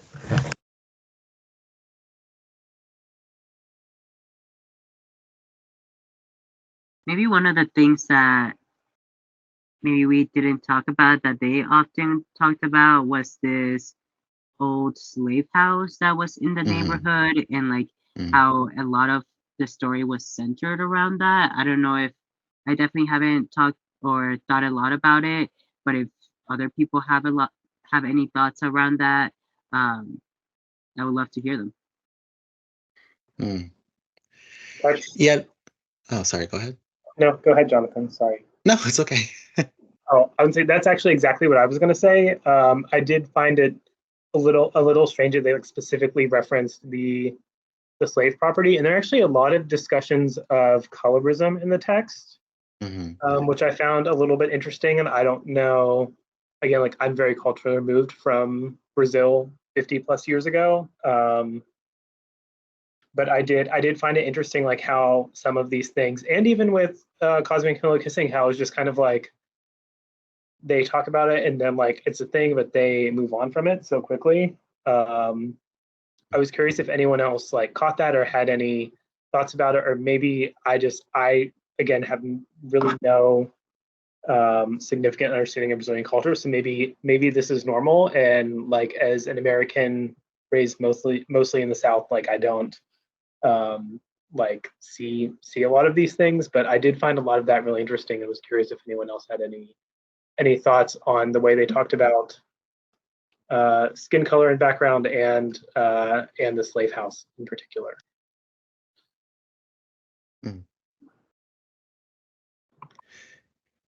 Yeah, it's interesting that the two of you bring that up because, like Sewell said, we do hear about the slave house several times.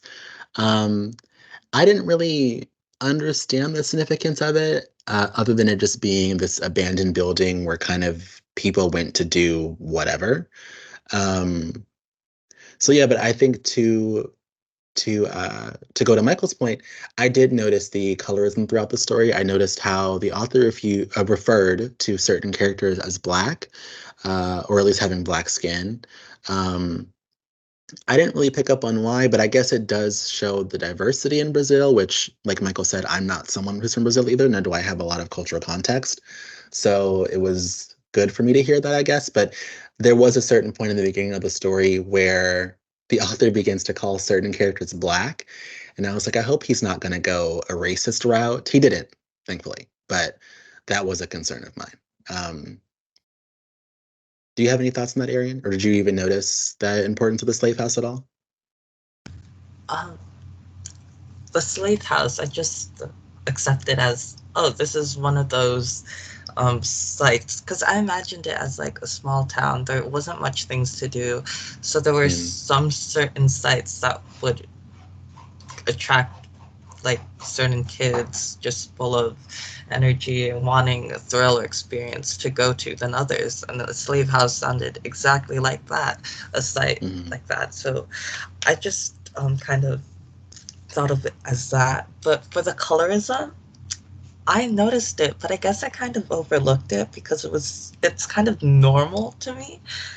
There's this saying in Filipino, in Tagalog, well, not Tagalog, but in Philippine culture, it's something Spanish, but it's about the improvement of blood, or one drop blood, something like that.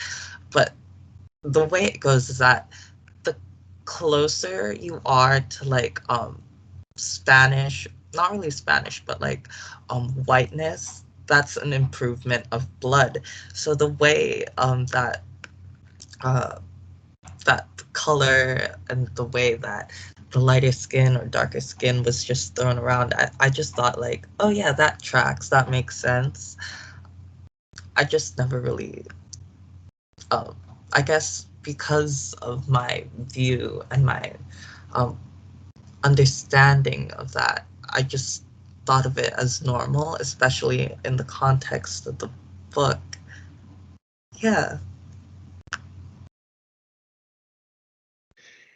Yeah, that's a really great point, Arian. I think the colorism in the book stands to be a reminder that like colorism and I guess white supremacy exists in in all different cultures. So yeah.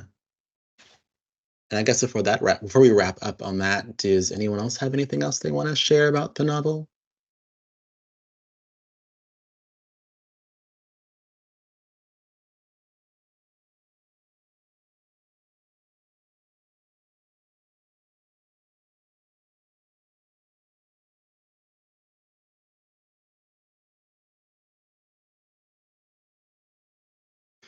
Okay, well, if no one does, we can go ahead and move on into our discussions for next month. I do want to welcome any person in. If you could just do me a favor and say your name, please, and your pronouns, and then we can go ahead and get started talking about next month's books. My name is Harshit, and my pronouns are he, him. Okay. And Okay, no, go ahead. sorry. I'm. I really have nothing to say. It's just like kind of. Sorry, just go on. I'm so sorry. I'm a little nervous. But sorry. It's okay. We're all a little bit nervous. No one bites here. And before we, I guess, discuss what I would like to read for next month, does anyone have any recommendations? Anything you want put in our list for books to read coming up?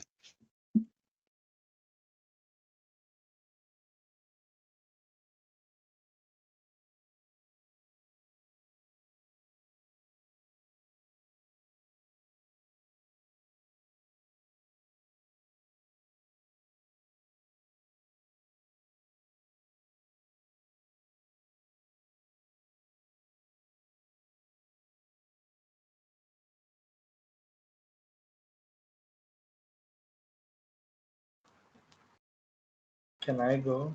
Like, Yeah, can sure. Okay, I'm Sure. first. Okay. So it's I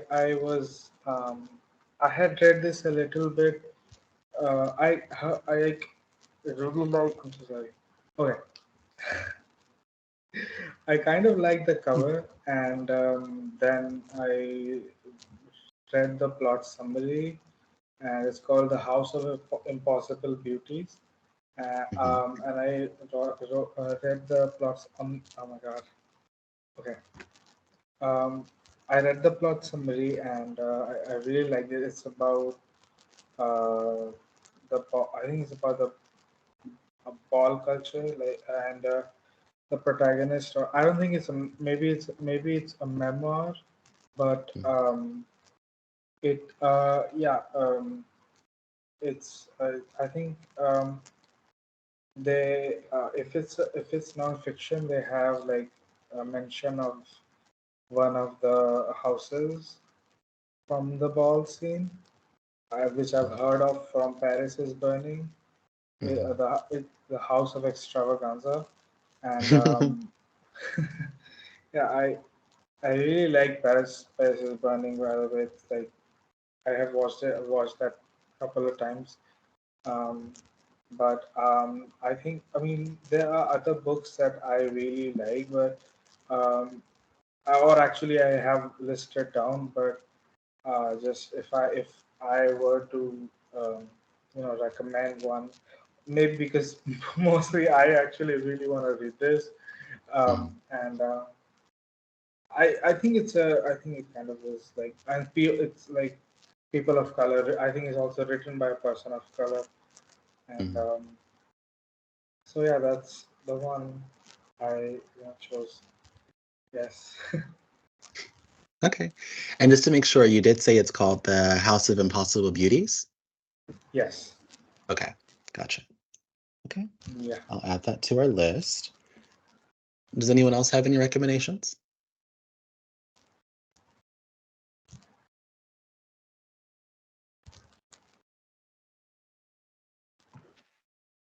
I don't at the moment, but just looking at the synopsis and hearing your description, Harshit, makes me like thumbs up to that one. So I'm all down for it if everyone else agrees with it.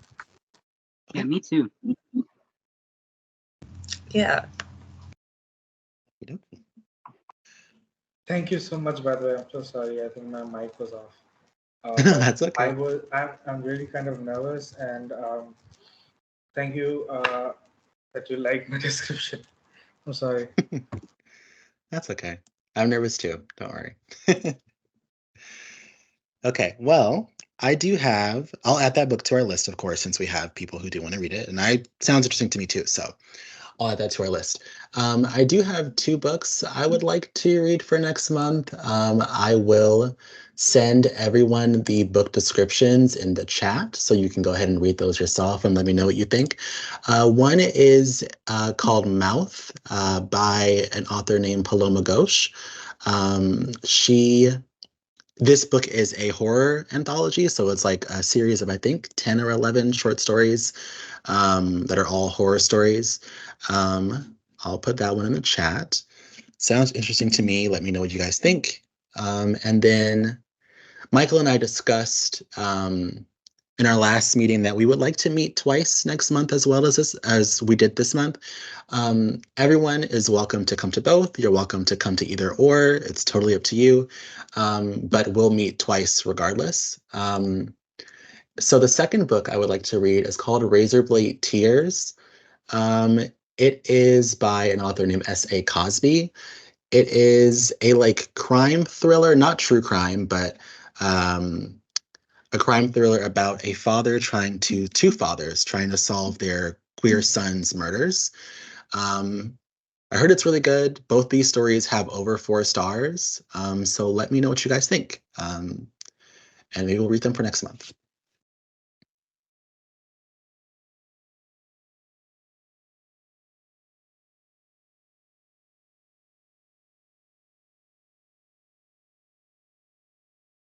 I'm just like looking through Google, and it seems like the Razorblade Tears might be made into a movie soon as well. Oh, Yeah, so so we should definitely read it then. yeah, yeah. But I mean, I love all 3 of the books that have been mentioned. I will say that usually I'm only able to make one of the meetings, although I do try to read all the books anyway. So I will probably only be one of the meetings, but happy to read whatever books. I also wanted to know how you find these books, Jonathan, because it's really cool to be able to be reading books by queer POC, also about queer POC. So is there a way that you find these stories or these books? Lots and lots of tireless Googling. Well, we appreciate you. Thank you. I also do want to give full disclosure. Razorblade Tears is not by a queer author. He is straight, but he is writing about queer people. So I don't know if that will impact anyone's desire to read the story, but full disclosure, S.A. Cosby is not queer.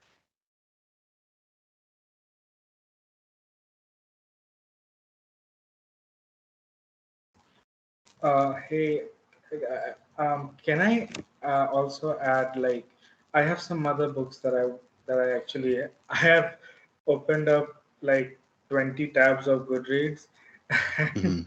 like and I wanna like maybe one like just one more.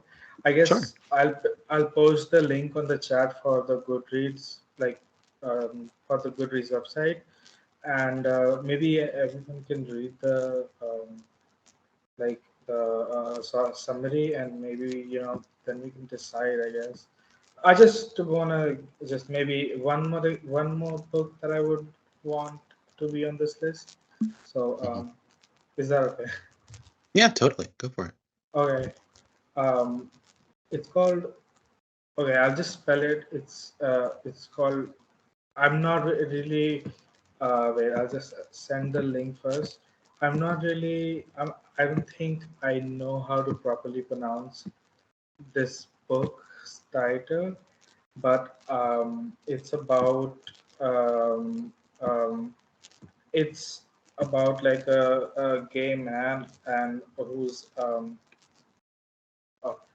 it's about a gay man, an Arab gay man, and all the um, like hardships he has to overcome, like go through all the usual things that some people from a conservative like religion or whatever they face, and that's what it's called, is guapa, I think. Mhm. I don't know. I just thought maybe like uh, this also like is written by a person of color. So Mhm. I thought maybe I just had to add it to the list. It's Yeah. funny you mentioned Guapa because that's been on our list for a long time. Oh And I guess, really? yeah, it has been. And I Oh guess just my. to let you Okay. know, regardless of whether or not the book is chosen for next month, we read all these books anyway. So we'll Oh get okay. around to both of these books at some point, if not next month. Okay. You were going to Okay. share, Sounds Michael? good. Sorry. Oh, I actually was just going to echo your comment about the. If you guys are in the like book clubs app or go on the book club's website, Mhm. there are about 30 or 40 books I know of that I've gone to recommend, and Jonathan has added every single one of them to the list already. But this, I do have the privilege of living in a pretty big city and being very close to another pretty big city. Mhm. So we have some like queer bookstores, and I was in one for this weekend for the first time. Saw a book that was not on the list and added it. Mhm. So I do. For me, that's a good way to like keep track of things that I know I want to like read about and discuss with everyone. So Mhm. if you're not on the app or the website, it has been helpful for me to help keep track of them. Mhm. Yeah, our book clubs page has like over 200 books. And we're going to read all these books at some point. I don't know how, but we're going to get there. Did you have any recommendations, Arian, or any, I guess, any thoughts about the books that have been brought up so far? I don't have recommendations, but I'm really liking Guapa and its synopsis. Yeah, Guapa really sounds like it'll be a good read. Mm. Uh, yeah, that's mainly it. Um, I don't know if this is the right time, but I'll say it anyway. Yeah, this I really liked this meeting, and I really enjoyed talking with you all. I really enjoyed meeting with you guys and having this little space to just talk about books. And yeah, thanks for having me. Of course. Thank you for joining. Okay, so I think we've brought up 4 different books. Like I said, we read them all eventually anyway, so it doesn't matter what's chosen for this month. We'll get to all of them at some point. But does anyone have any strong feelings towards 2 books for next month? I'll just say for myself that if we are doing two, I definitely want the longer one at the end of the month. And if there's Mhm. something like short stories or a shorter book, I want it at the in the middle. Okay. Mhm.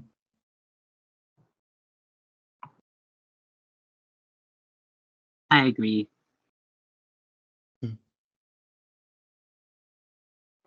But I'll also add that I really do want to read the short stories next month. I like the last anthology that we read of short stories, Mhm. and I find it easier to like get over it if I don't like them. Uh, Are we reading 2 books in 1 month? Yes, so this is something that Michael and I have been doing for the past couple of months, on and off. Okay. 2 books in the same month, and then of course 2 meetings spaced out about 2 weeks apart. So I guess just to let everyone know, I was thinking of July 14th as one of the dates, and then July 28th as the other, the second and fourth Sunday of next month. Um, so yeah, I don't know if that changes people's desires on which book they want to read, but that is the dates that I had in mind. if that works for everyone else, of course. I'm fine with that. I think it's okay. Okay. Yeah, it's all good for me as well. Oh, sorry.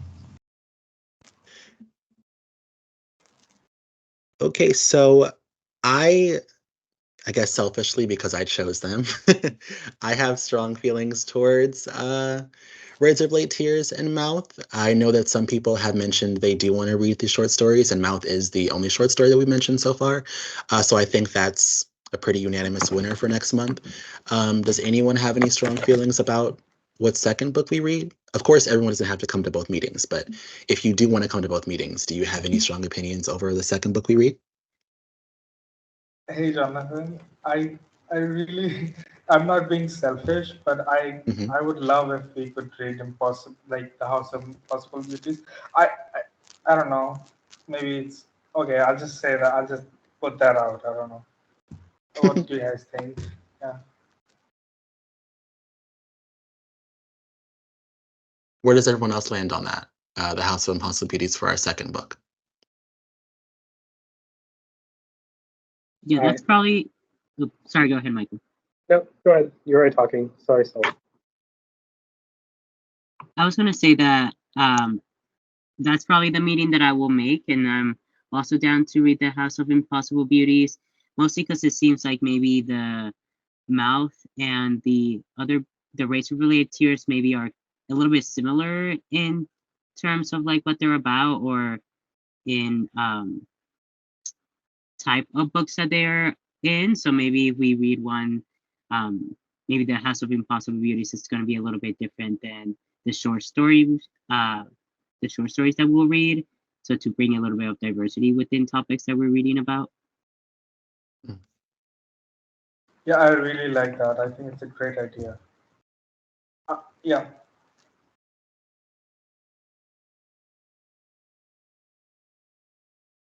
Okay. Oh, sorry, Michael, go ahead.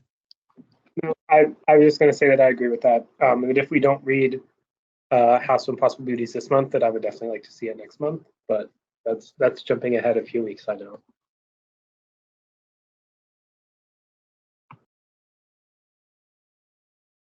Okay, well, it looks like we have pretty unanimous votes. House of Impossible Beauties for one of our books, and then Mouth for one of the others.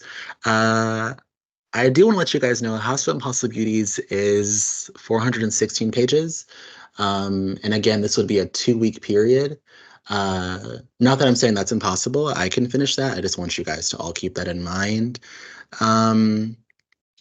So with that in mind, do you guys have any preference over which book is read first? The shorter story, the shorter collection of short stories, or the novel?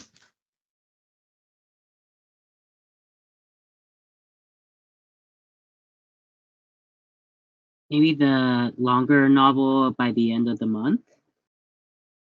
Okay. Just to give us more time for 400 pages. I know I'm a slow reader.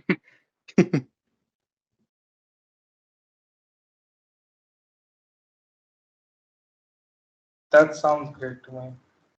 I agree.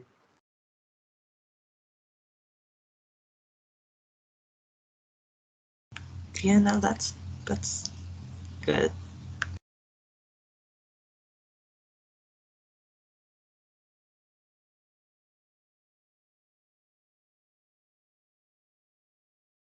Okay, so I'll put us down for Mouth on July 14th, and then House of Impossible Beauties on July 28th.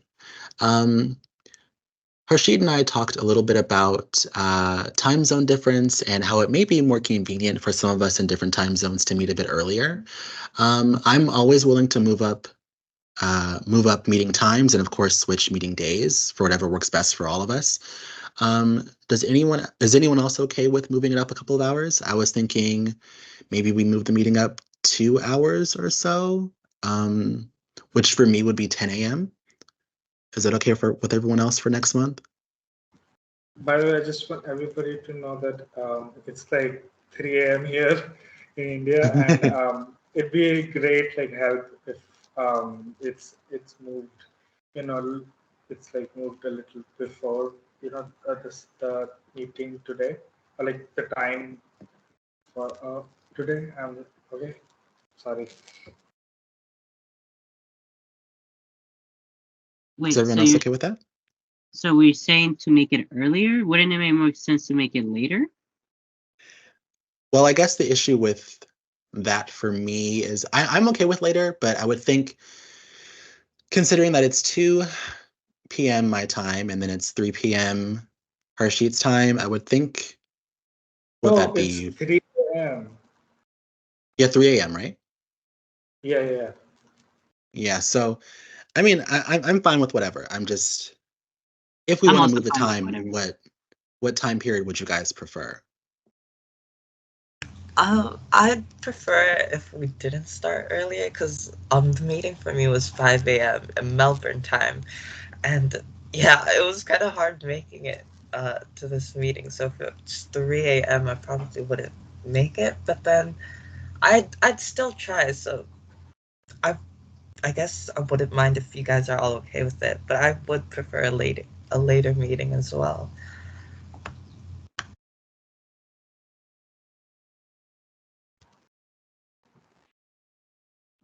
I will say I'm fine with whatever. I've been pretty spoiled with these being like in the middle of the afternoon for me. So if we need to make it like three, 6, I won't say 3 a.m., but like 6 a.m. my time at some point, I'd be willing to do it to get everyone engaged. Same. I'm fine either way. Yeah, I'm also happy to accommodate for those like earlier time zones, since it, like Michael was saying, it's like 1 p.m. for me or 3 p.m. right now for me. So if it's later, that's also really fine. If it's earlier, that's also really fine. So whichever works for those people that are tuning in really early today, I'm happy to make it later for me or earlier for me, whichever is best. Well, on book club days, I don't have much else going on in my day. I tend to block the whole day out for these meetings and the kind of the admin work of the whole club. So for those of us who are in different time zones, I guess that would be Arian and Harshit.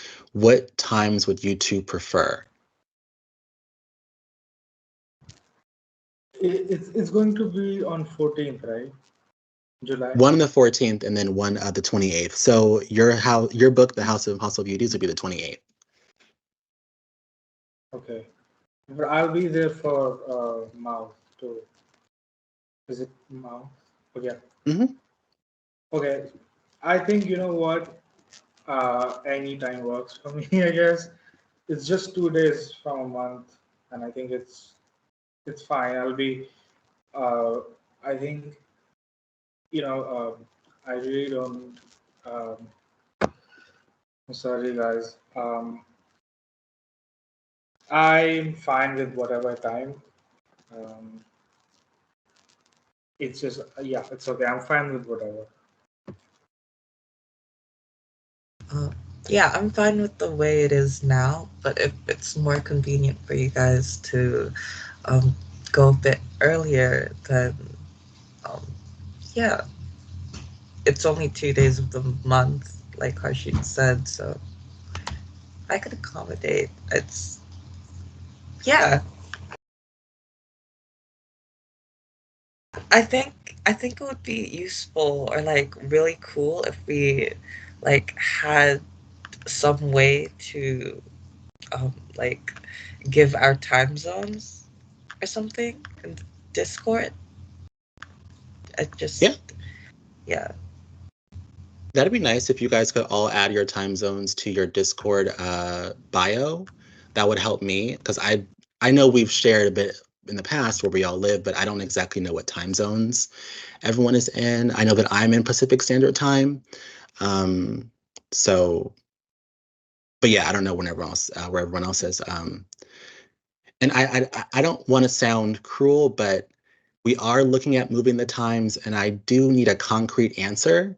I love that we're all being so kind to each other, but I need an actual answer of when you guys want to move the meeting to.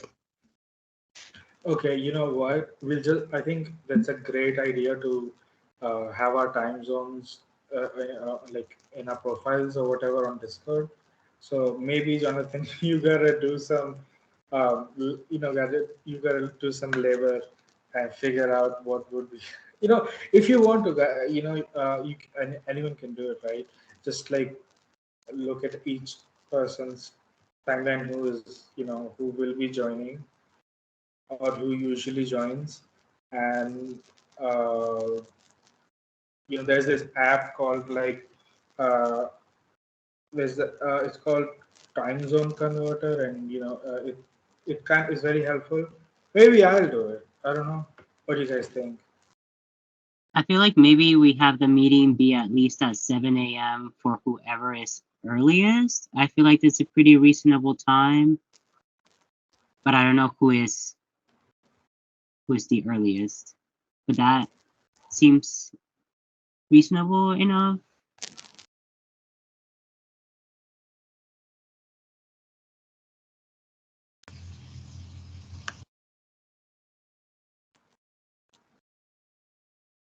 Yeah, that seems reasonable. Not, yeah. Who is the earliest though? I think it was Harshit. Since did you start at 3 a.m.? No, I think this meeting is longer than before. It's not. Jonathan told me that it'd be like an hour or an hour and a half. But it's like it's been like it's longer than you. It's longer than that, and maybe that's why it's so late here. But I think the meeting started for my time zone at like 12:30 a.m. something. No, exactly that. Yeah, 12:30 a.m.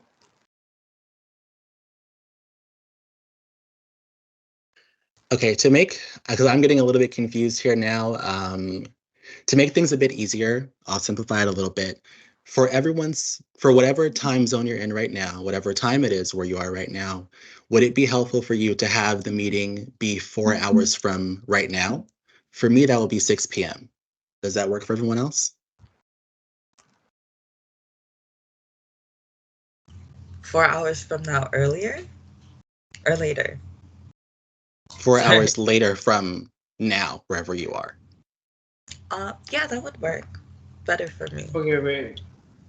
Okay. Um, for me, I think like 6 p.m. for you would be so. Yeah, it works. It's like 6:30 a.m. for me. It's a good like kind of excuse to get up early, I guess. Uh, yeah, so it's 6:30 a.m. for me, and it's like on 14th. I'll just set an alarm. So yeah, it works for me.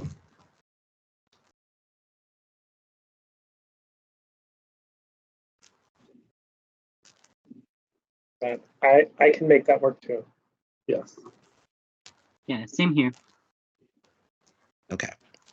So I'll have, I don't know what time it is where you guys are, but for me, I'll put the meetings for 6 p.m. One will be Mouth at on July 14th at 6 p.m. and the other would be July 28th, House of Impossible Beauties at 6 p.m. Are we all good on that? Everyone give me a thumbs up just to make sure we're all clear.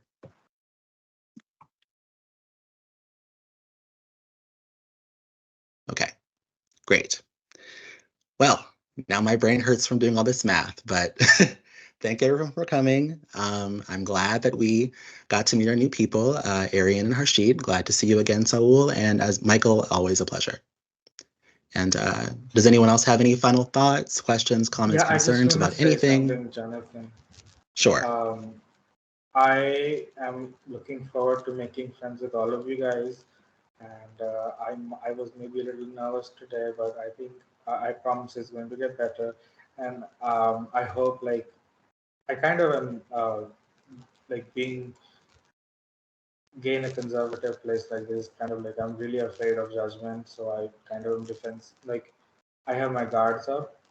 Like I'm babbling right now, but like what I want to say is that I'm really looking forward to 14th and next meeting after that, however many there will be, and I'm really happy to have to have joined this book club, and uh, yeah, that's all I want to say. Of course, we're happy to have you. I just wanted to add every month I say this, but thank you, Johnathan, for doing all of the like business administration work of making this happen. And I today am like very it's very heartwarming to see 5 of us here. I definitely heard from 5 different time zones. I think at least 3, if not 4 different countries. So I appreciate having the diversity and experience and perspective, and just thanks everyone for coming, because it's a lot better when we can hear from everyone. That's all from me. Yeah, I'm very excited for the next meeting. So thanks everyone, and thanks Johnathan, because you're the one that's leading the discussions, and it takes a lot of work. So thank you so much. No problem. Thank you. Okay, well, I think this is a pretty good place to wrap up. I will see you all if you all come to the 14th meeting, and if not, then the 28th meeting sometime next month. So everyone have a nice day. Thank you all for coming. Thanks for your opinions, and see you next month. See you. Thank Bye. you. Bye.